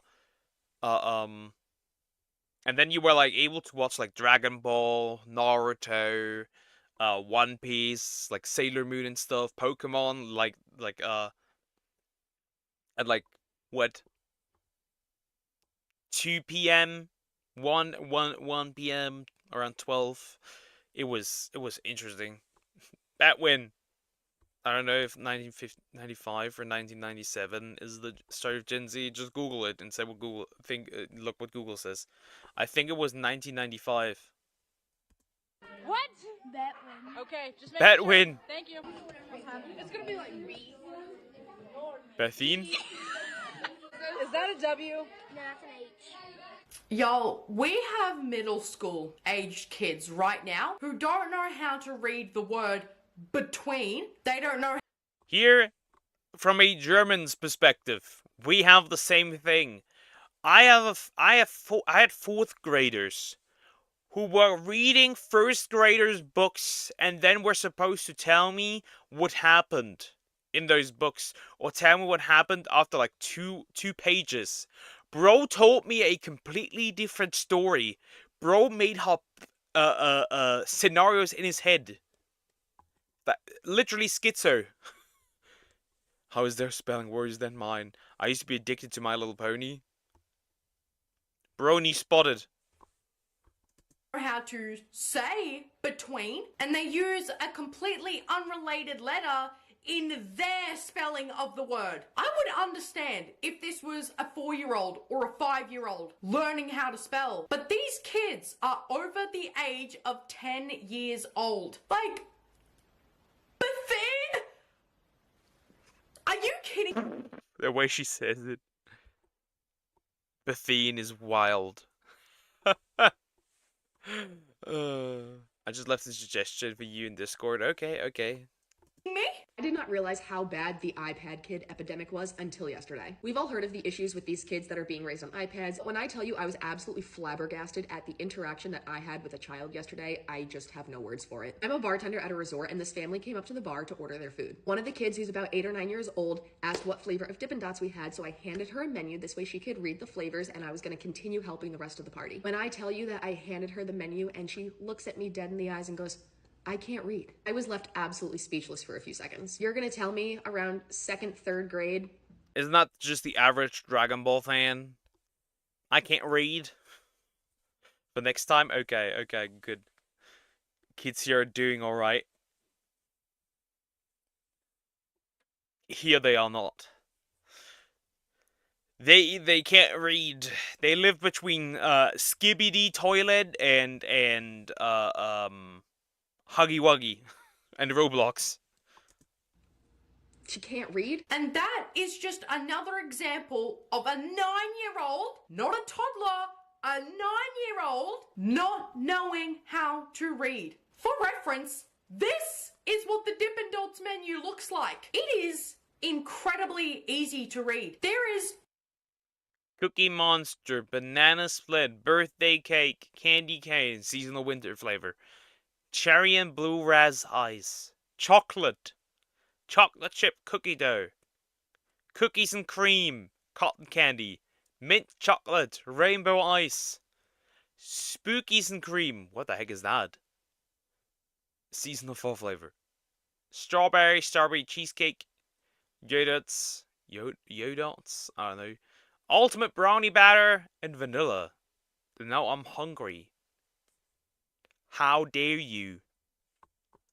4 words at most for one flavor, and that's too hard for a 9-year-old to read. You're telling me that a 9-year-old is struggling to read the words vanilla or chocolate? They struggle to understand what strawberry or cookies and cream means? That is terrible, because when I was that age, 9 years old, I knew how to read just fine. I loved books like The Strange Case of Origami Yoda, The Brilliant World of Tom Gates, and Diary of a Wimpy Kid, of course, and this really whimsical book called Liesel and Poe. Gen Z was reading full books at 9 years old, but That reminds me of my reading competition I took part in. I was once part of a reading competition. I even won that reading competition. There's even a newsletter article out there on the internet. But you never will never find this one. I watched one thing about an AI song video. It had Wario shitting himself.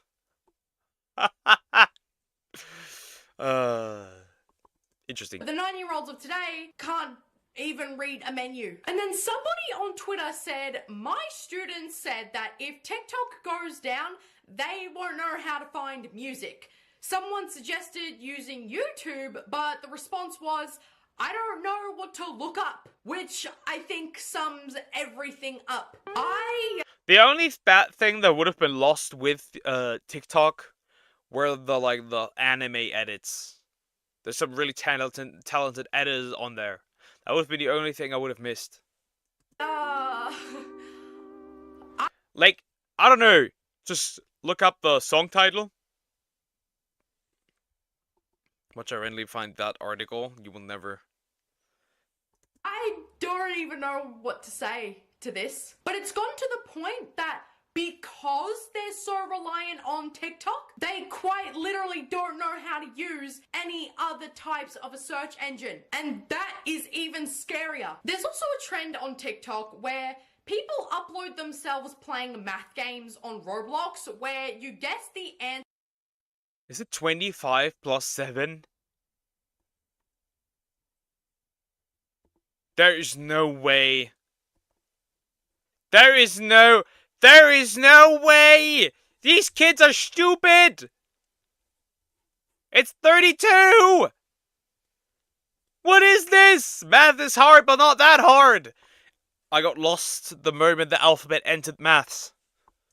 Answer to the equation on the screen. And the entire group of people get eliminated because they stand on the answer 28 when given 25 plus 7. Only one person jumped onto the correct answer. Oh, but Haley, he moved at the last second, so he cheated.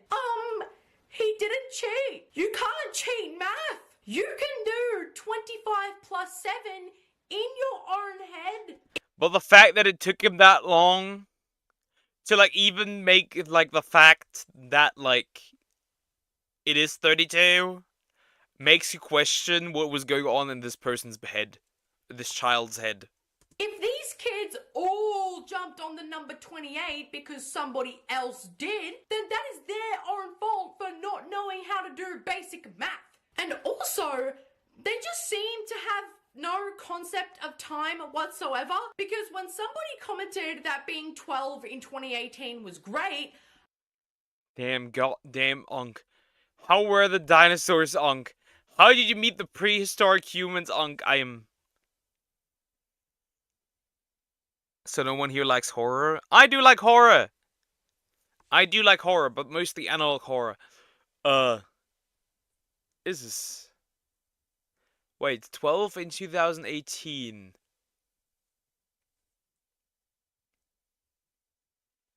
Good God. You were born in 2006.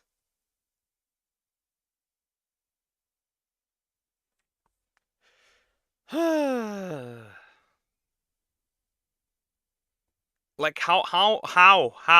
is that old? How is that old? You must be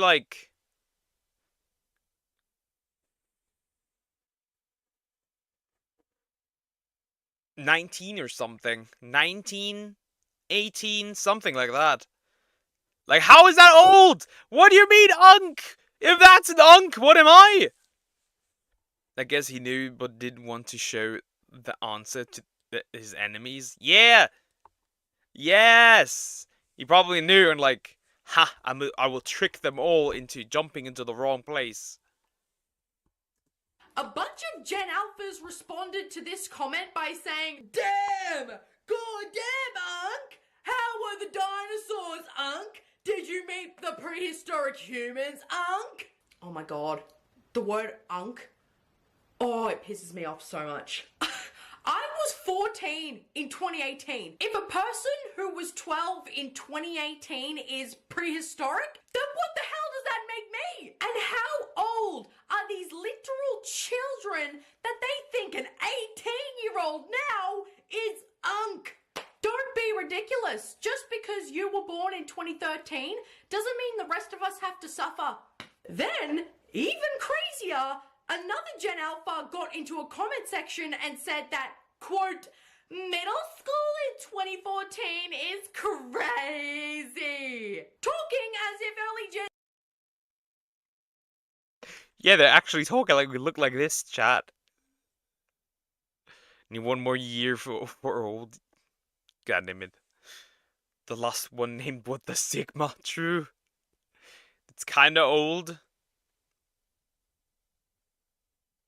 If an 18-year-old is old, or do you mean me? If you mean an 18-year-old, then you're old. Then you're old yourself, Granny. Gen Z are baby boomers. What, you're telling me that you think being 11 or 12 only 10 years ago is crazy to you? What goddamn planet do you live on where being 21 or 22 years old is of senior citizen age? Do you remember that one clip from Regular Show that we all watched as kids where this kid says to Mordecai, "Oh my god, you're like a grandpa," and Mordecai's like, "Grandpa, dude, I'm in my 20s. We watched that as children. And we are now currently in that position, Gen Z, right now. Sorry that in 2014 I was getting my money up and you were just learning how to walk. That's not my fault. Like, it's just sad to see that Gen Z, you know, those of us who are adults, are the ones who are outside playing during family functions and making memories with our loved ones, while Gen Alpha is wasting their childhood away by being by listening to a singing toilet. Congratulations. If 18 is old, then I'm fucking ancient. Not yet. Then the one dude that was like 42 in here, that one German guy who was like 42, that guy would be like, I don't know, fucking, what is even older than ancient? inside, not talking to each other and playing on their iPads. And that is what really upsets Gen Z, because we didn't know at the time, but it seems like we were the last generation to have played outside. Because now, every single generation that comes after Gen Z spends their childhood on Roblox for 8 hours a day. Is this deer? Is this deer? I'm considering this deer. Can't stay for long, but I've got a game recommendation? Hi Stan, how are you doing? Sure, go ahead. Though most of the stuff I probably can't play. Oh god, according to Shadow, I'm on my deathbed. Bro is dying soon. Adults should be inside, while the kids should be outside. But it's not these kids' fault though, man, because these disgusting parents of theirs will make videos where they say, "POV, your toddler is trained to make content." And in the first shot, the toddler is looking tired.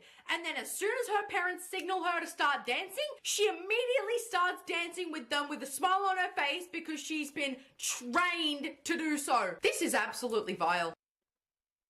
Child influencers, a shit stain on the internet. Okay, now I gotta Google what game that is. I'm curious.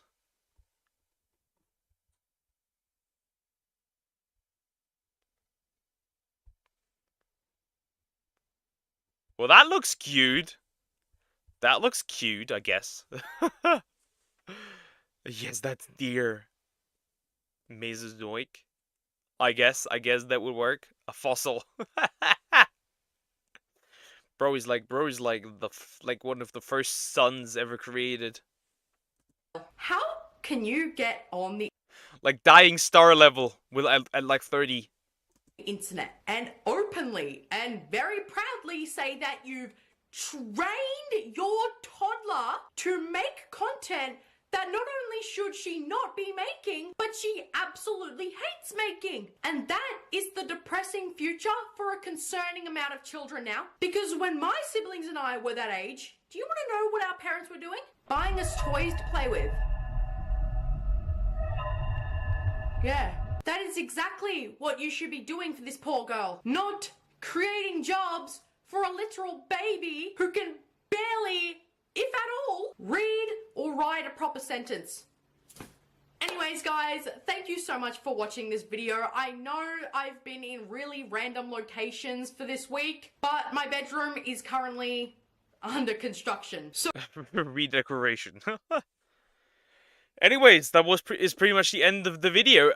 That was interesting. That was interesting. Now we know. The betas are doomed. They are truly doomed. PS network is down and there are so many fake clickbait videos and streams about how to fix it. Bros are wasting no times for those clicks, huh? Bros are actually wasting no time. Alright, chat though. I must quickly take a break. I will be right back.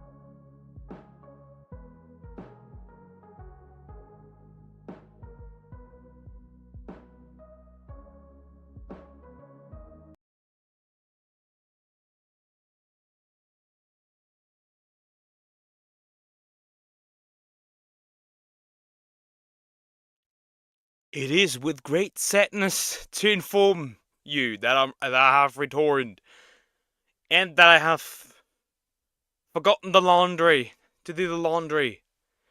I will be killed on the spot, the pathetic little mortal I am. Anyways, let's continue. All right, next up, I want to watch this one. A bitter war of Donkey Kong has Chill.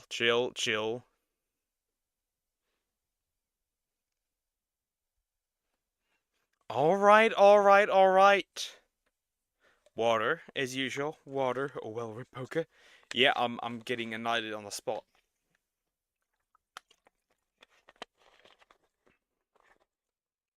This was recommended to me by Burning Rubber. I'm finally going to trial against Billy Mitchell by Carl Jobst. I don't know what that name is. News? Not really. Partially. I'm just gonna look into it. If I don't like it as much, I will...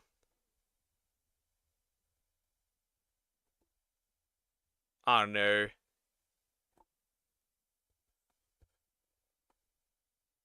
We'll see. A bitter war of Donkey Kong has exploded, with controversy over a high score making it all the way to a Queensland courtroom. An American video game champion is suing a Brisbane YouTuber over cheating claims. Hello, you absolute legends. As many of you know, back in 2021, Con Artist of the Century Billy Mitchell sued me for... Wait, so YouTuber got sued by a guy who made a Donkey Kong, record? What? That makes no sense. Interesting, I guess. For defamation, claiming damages of almost $500,000. For almost 3 years, this ridiculous lawsuit has dragged on, and for the past year, I've been desperately trying to get a trial date as soon as possible. The sooner we can go to trial, the sooner this will all be over and we can all move on. But every step of the way, Billy has been doing everything in his power to delay trial as much as possible. You would think it would be the opposite way. Billy is the plaintiff. He's the one that's supposed to be desperate for the court to step in and give him a resolution. But no, he's the one always running away. In fact, he got so bad that even Australian news outlets... Wait. So bro sued this YouTuber. Okay, so bro sued this YouTuber and is now running. What was your point? Why even sue if you're gonna run away anyways? Outlets were reporting on the fact that Billy was saying he couldn't attend trial when we were asking him to. However, thankfully, a trial date has recently been set by the judge. As it stands, Billy and I will be going to trial starting September 16, and the trial is scheduled for 6 days. This is only 4 months away, and personally, I cannot wait. This has already gone on far too long, and is a huge waste of everyone's time and money, but it does look like we will get a resolution pretty soon, which is great news. Now, when I announced this on Twitter, a lot of people had questions. Is it possible that me and Billy will settle before trial? Billy settled with Twin Galaxies earlier this year, and everyone hated that. Is it possible I might do the same? Everyone wants to see Billy lose, but is he going to just wriggle his way out once again? What will happen if Billy loses? Will there be any repercussions? What happens if... Okay. This guy sues many people. He sues them not for money, just to drag it so that slowly they lose money over an extended period of time. Okay, interesting. I did not know that. So, again, did he actually cheat, though? I'm more interested in that.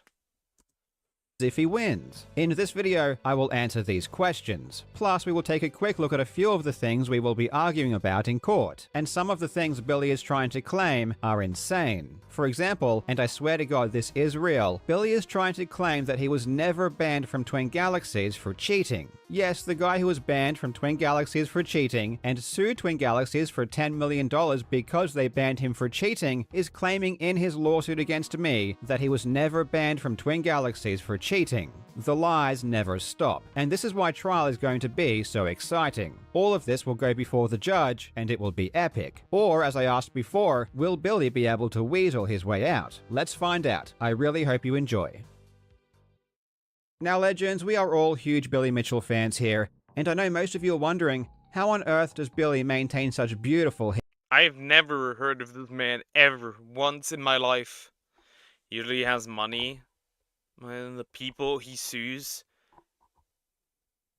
so it's not too bad. Just so you know, my suggestion is related to horror. That's why I asked the chat before if anyone likes horror. Okay.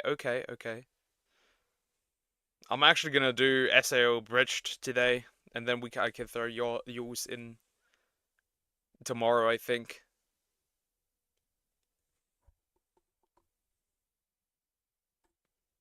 Hair and skin. Well, I don't know Billy's secret for sure, so I can only assume it's because he's using today's video sponsor, Geology. Geology is the bee's knees when it comes to looking and smelling your absolute best. Dream with Tommy in it. This is the internet video made by Tommy in it. Okay.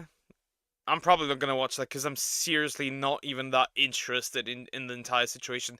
I don't even know anything about it, realistically, to even care enough.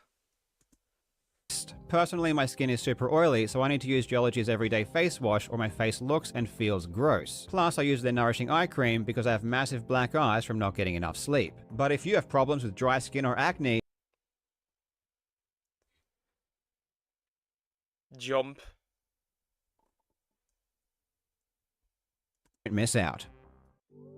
When Billy Mitchell settled with Twin Galaxies back in January, the entire world wept. What we all want more than anything is for Billy to have his ass handed to him in court. We want to see a real, bona fide loss. Honestly, at this point, Billy's lawsuit against me is the world's last chance to see this epic defeat happen. If Billy loses to me, it will be devastating for multiple reasons, which I will get into shortly. So this is really important that it does go to trial, and I do my very best to serve Billy the loss he so desperately deserves. But he has settled before, and not just with Twin Galaxies, with the YouTuber Apollo Legend as well, and both times the public was very upset. Is there any chance the same might happen with me? The answer is almost certainly no. There is a big difference. So he is really just going around constantly suing people. Is that what it is? He is really just going around suing people over, like, what exactly can he even sue for? Considering that, like, they apparently have proof that he cheats? Between Billy's lawsuits in America and his lawsuit against me, which is in Australia. In America, even if you win as the defendant, there is no guarantee you'll get any of the court costs back. You might have to spend hundreds of thousands of dollars defending yourself, and when you win, you get absolutely nothing. This is why in America, settling is a very tempting resolution, and this is why Twin Galaxies decided to settle. It was just a lot cheaper. In Australia, things are different. Here, almost always, the loser is ordered to pay the court costs of the winner. I'm pretty confident that I'm going to win. So from my perspective, it seems silly to settle because I believe I will be successful, and I believe that Billy will be ordered to pay back most of my costs. It's not 100% of my costs, however. The judge can award standard. This is all over playing Donkey Kong. This is all over playing Donkey Kong and cheating on that game. Isn't that wild? Oh, well, this is watch Dream versus Tommy in its situation is insane by Internet Anarchist. You will know why they're beefing each other. Yeah, that's probably better. Kick Predator embarrassing response to being exposed by Gunmer TV Live. Sure, dear. If you give a recommendation, I will obviously watch that. He looks like John Wick before John Wick. He's John Old, maybe. He made a world record, turns out he cheated, he sues people, now he sues people. That is so weird. What weird behavior. costs or indemnity costs. Standard cost is more common, and usually the winning party would get back around 60 to 70% of their costs. But in some circumstances, the judge can award indemnity costs, which would be up to 95% of costs incurred. If I do win, I think indemnity costs are more likely for reasons which I won't go over in this video. But in any case, the most important thing to realize is that this lawsuit, including trial, will have cost me around $500,000. This Ooh! Ooh! $500,000? Good God.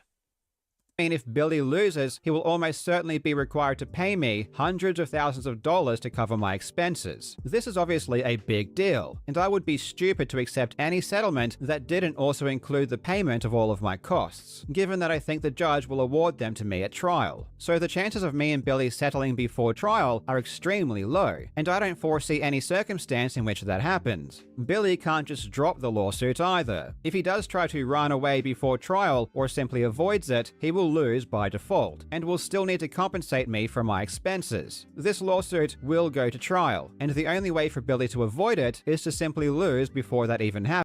John Whack. Sure.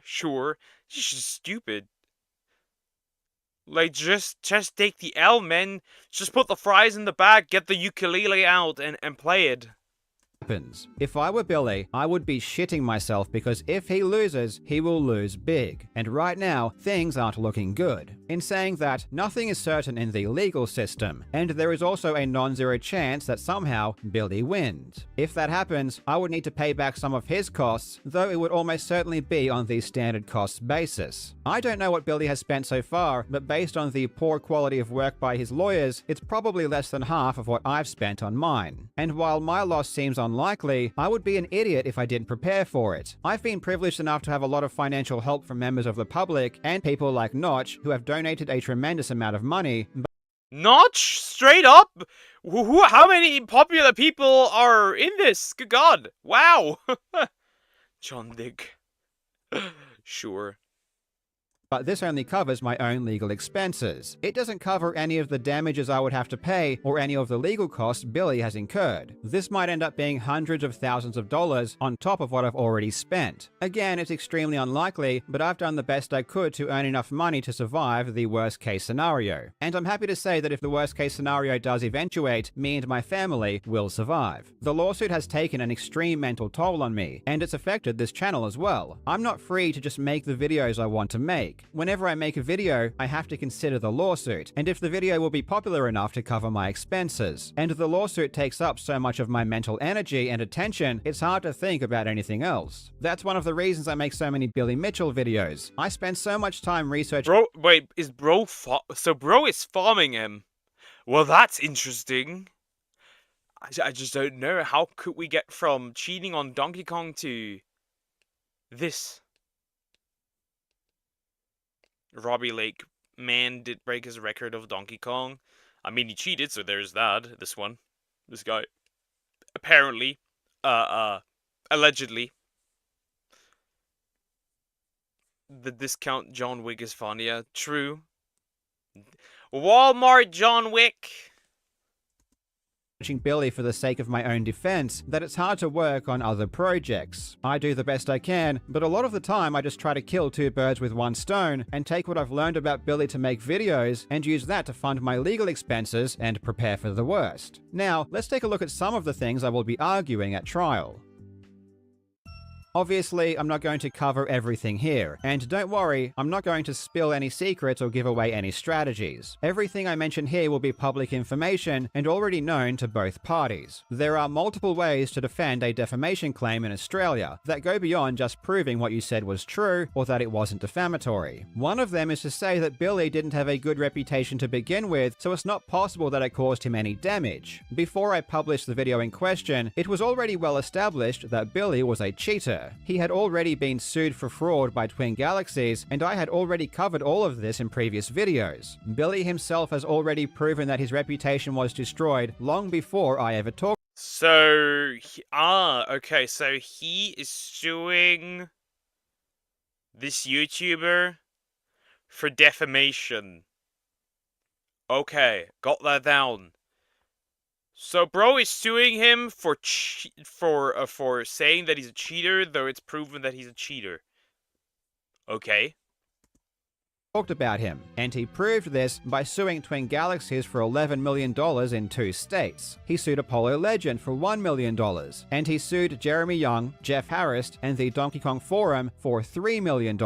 In all of those lawsuits, he claims that his reputation was destroyed by their statements. He can't have his cake and eat it too. He can't say that Twin Galaxies destroyed his career in his lawsuit in America, and then come over to Australia and say that his reputation was amazing and I destroyed it once again. That doesn't make any sense, but that's exactly what Billy is doing. If I can establish that Billy had a bad reputation to begin with, it doesn't matter if I can or can't prove any of my claims against him, because you can't damage what is already completely destroyed. But in saying that, there is a lot I can prove, and I will attempt to do so at trial. I will prove that Billy was publicly exposed for cheating, and that he was banned by Twin Galaxies because of his cheating. Everyone will hear this claim and think there is no possible way Billy would try to deny this, because it's an obvious fact. Well, believe it or not, he is denying this. Billy is claiming that he was never publicly exposed for cheating and that he wasn't banned by Twin Galaxies.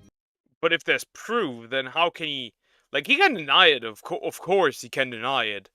But it's not gonna help him in any way, shape, or form. Like, you're cooked, bro. You're actually cooked. I like John Wick theme song. I feel like I'm motivated when I listen to this theme. You feel motivated, Luke?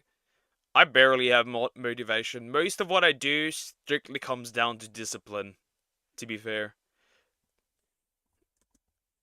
What's hilarious about this is that Billy argues in his own court documents from his American lawsuits that Twin Galaxies banned him for cheating and it caused him to get roasted publicly. I mean, it's literally the reason for his lawsuits against them. So he argues one thing in America and then argues the complete opposite in Australia. I don't know why he thinks this is a good idea, because I'm just going to use his own filings to show that he is a deceptive liar who's trying to play both sides. I'm also going to argue that he expressed joy at the thought of the YouTuber Apollo Legend's death. This is obviously a terrible thing. Whoa, whoa, whoa, whoa, whoa, whoa, whoa, whoa, whoa. Death wishes? Over a game record? Good God. Touch grass, like a lot of grass. Touch barrels, actual barrels, IRL barrels. And not only did he imply he was going to smile and giggle if Apollo Legend died, but he also said that he hoped it was true. This was in 2018, which was 2 years before Apollo Legend actually died. At this time, Billy had only heard that he had died from his wife, and he was gleefully texting about it to his friends. Billy's defense to this is that Apollo Legend didn't die until 2020, so Billy only thought Apollo Legend had died, which makes his text okay. Yes, this really is Billy's defense. I'm also going to show that Billy abuses the legal system to try and silence people and force them to recognize his scores. For example, when he threatened Guinness World Records with a lawsuit if they didn't reinstate his scores, and they ended up folding. You may be asking why any of this is relevant, and it's because it all damages his reputation. It doesn't matter if he can show that I was incorrect on one thing. So bro, shooting himself in the foot all the time. Interesting. I hope this guy wins in this case. Not this guy, but the other guy that's speaking here. I hope he wins. Man, that is shitty. After this, it's your turn, and after that, my turn. Sure. Even if he were to prove that I was wrong about a specific claim, there are many other claims that were true and also damaged his reputation. So as a whole, any incorrect claim I may have made didn't cause any extra damage. There are multiple barriers that Billy has to get through in order to be successful. He has to show that something that I said wasn't true and that it was defamatory. He then needs to prove that his reputation was damaged by that specific claim and has to prove those damages. From my side, I'm going to argue that what I said wasn't defamatory, that Billy's reputation was already terrible, and that I've said so many damaging things about him that were true and that I can prove, that even if he did show that one thing I said was wrong, it didn't make a difference. And there are other very important things on top of this that I won't discuss until after trial happens. But makes sense, because I wouldn't want to spill my secrets around here when this guy could be watching. So it makes sense. I assure you that I will break it all down in more detail once it's over. One thing people have also asked is what happens if Billy loses and decides not to pay my costs? He is in America after all, and this would be an Australian judgment. Well, thankfully, the state of Florida where Billy lives does recognize foreign judgments, so we would be able to go after him through the Florida court system. It's a bit more work for us, but the important takeaway is that he won't be able to escape. And besides, if Billy did try to run and avoid paying, that's going to stick with him forever. First, his whole persona as a successful businessman would be destroyed, because we would all know he actually has no money. And So John Mid is cooked. secondly, I would never ever let the world forget what he did. The world needs Billy to lose. Not only would Billy need to pay me a lot of money if he loses, but we will also have an official ruling by a judge on a lot of these issues. This is because this particular trial will be decided by a judge and not a jury. So did he really just go in, made a wrestling character of himself and Billy? I just realized that. That's funny. So a judge is going to examine all of the evidence, and a judge will give his ruling and opinion on all of these issues. So if a judge rules that Billy was exposed for cheating, this opinion will be cemented in writing and will carry a lot of weight. If Billy loses this lawsuit, the judge's opinion is going to be very damaging for him. And that's another reason why I think it was very stupid for Billy to have started these proceedings. This is probably my last update on my own lawsuit until the trial. The next few months are obviously going to be very stressful for me and my family, so I'm probably going to work a bit less and will try to relax and distract myself as much as possible. I would love any and all support until then. You can support me by clicking on my videos when you see them, by leaving a comment, by not skipping my sponsors, and by sending some good energy over my way. I really appreciate it. September 16. Mark your calendars. He will be going to trial with him. Interesting. Did not know that is a thing. It is crazy though that bro is suing people over a fake world record, medium rare. That is interesting. Very, very interesting. I hope that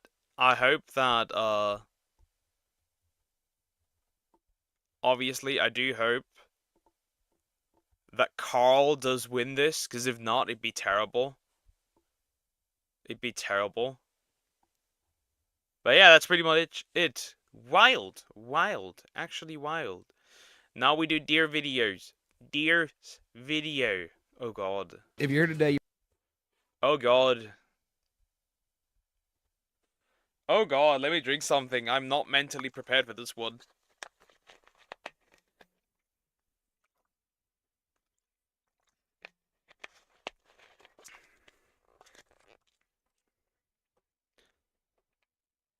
Kick predators. Embarrassing response to being exposed.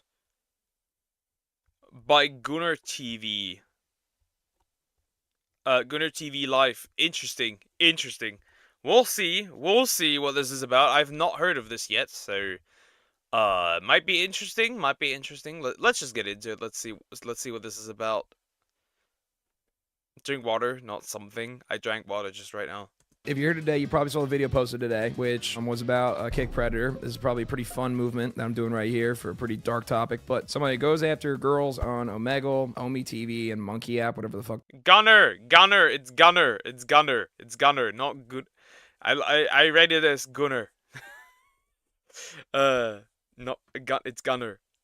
Those off-brand versions of it are, and gets them to show nudity and then resells that online, and it's been pretty much confirmed that like 3 different times it was an underage person. I think like 7. No! Not underage! Not underage! No! No! No, no, no, no, no, no, no, no, no, no, no. No, no, no, no, no, no, no, no, no, no. 17. One says alleges 13 years old. Another. No! No! 13! One 2015, I believe. And then there's also like group chats where it's been resold. There's like a Twitter where it's been resold, their own website where it's been resold, a Patreon where it's been resold. A lot of things have been taken down too. So the evidence is also even hard to track down, but it's like so much shit. So anyways, we watched Something About Chickens video, a guy who apparently doesn't just make Predator videos. That's my fault. I did not look at anything else he does. I mean, he's doing other stuff, guessing people's names correctly on Omegle. But these videos are like blowing up. And now what we're going to do is look at Tomer Lawton's response to this, which I've heard is awful. Haven't watched it yet. I mean, he said yesterday, but even the fucking thumbnail is weird. This can't be good. This can't be responding to the allegations. This can't be good. Turning 18 was a mistake. Why? You want to be a victim?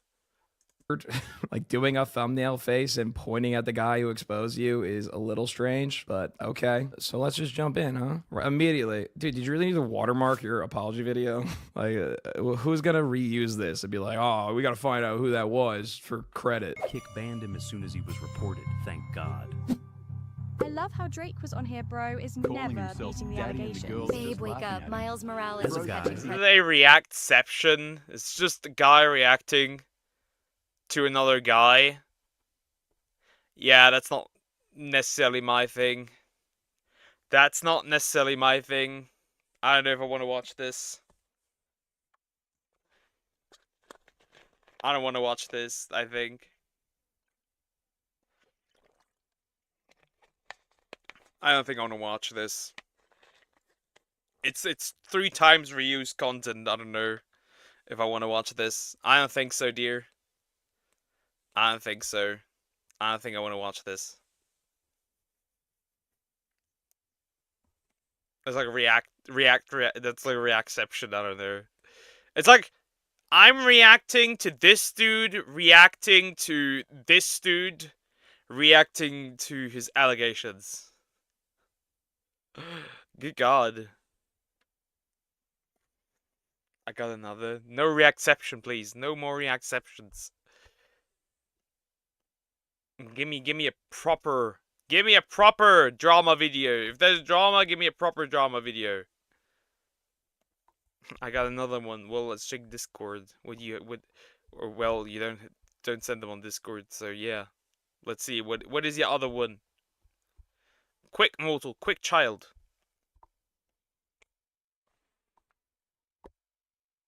Otherwise, we'll do this 2-minute video that Eclipse sent in. Doom Baby by Mashed. That looks cute. Probably. Let's just go. Let's do that. Okay, Doom. Campaign. Choose difficulty. I'm a little baby. I'm too young to die. Hurt me plenty. Ultra violence nightmare and ultra nightmare.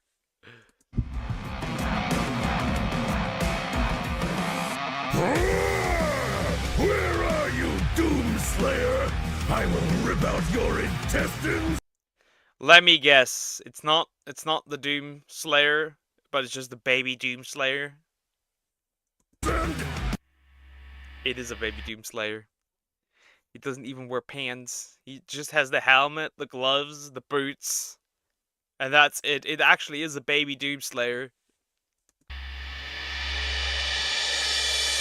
Oh, hey there, little buddy. I didn't know it was baby mode.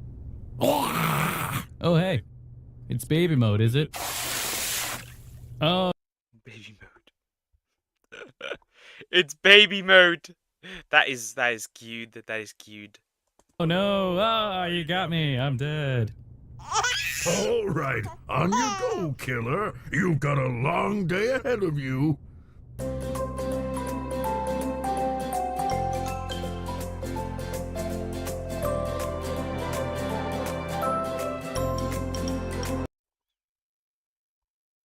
I think we should make this. I think we should make this. We should do this. I think we should do this. This is perfect. This is perfect.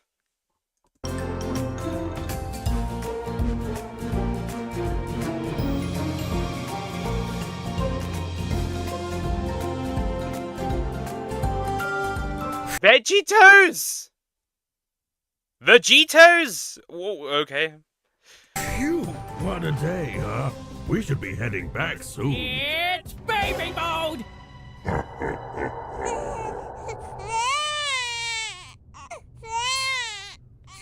Oh, nice one, Richard!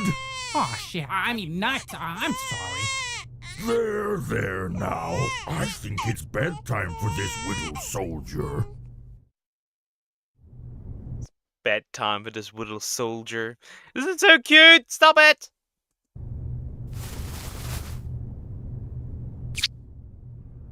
Okay, guys, let's get back to our posts, but quietly. All right?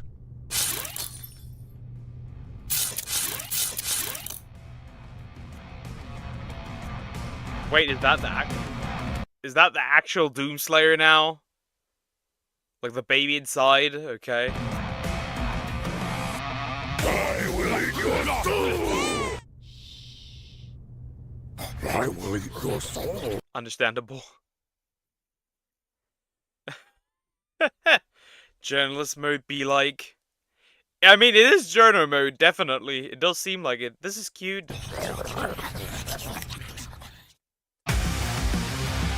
Well, that's the end of the video. That was cute. That was cute. Maybe I should make like a clips channel and be like these short reactions. I'll just throw them on that clip channel.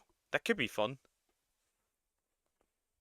Did you do SAO already? Not yet. To Catch a Predator 2 by Something About Chickens. Okay.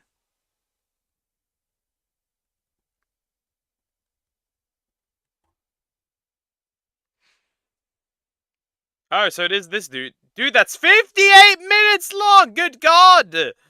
I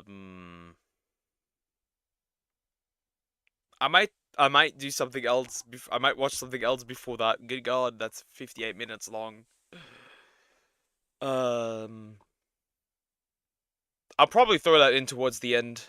I think I'll throw that in towards the end. Well, you can't stuff them in shorts now. That they are 3 minutes. That's true. That's true. That would work.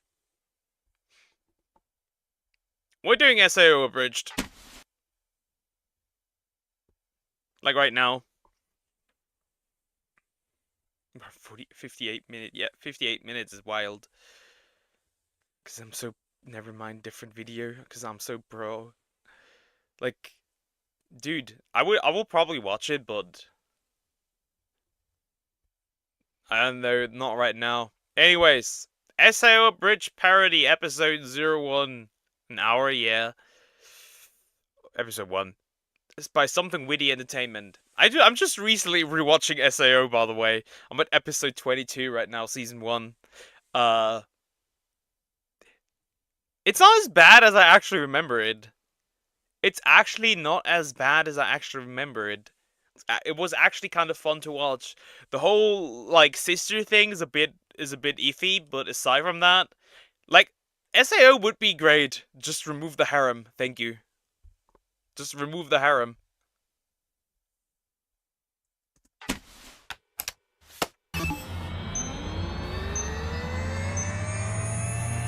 Link, start!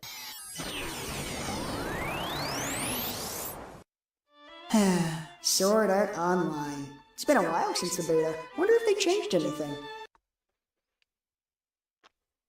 Also, this design is so ugly. Can I say that the avatar before, like, the whole server shit, before, like, the characters got fully before the actual people started playing it, that one that looks horrendous. Oh, come on, really? That is an accurate description! Ads everywhere. That is actually an accurate description of how things are. Also, Alfheim Online, just immediately here already. Yeah. That is how modern games look. That's just disgusting. Activate ad blocker. I am going to burn this to the ground.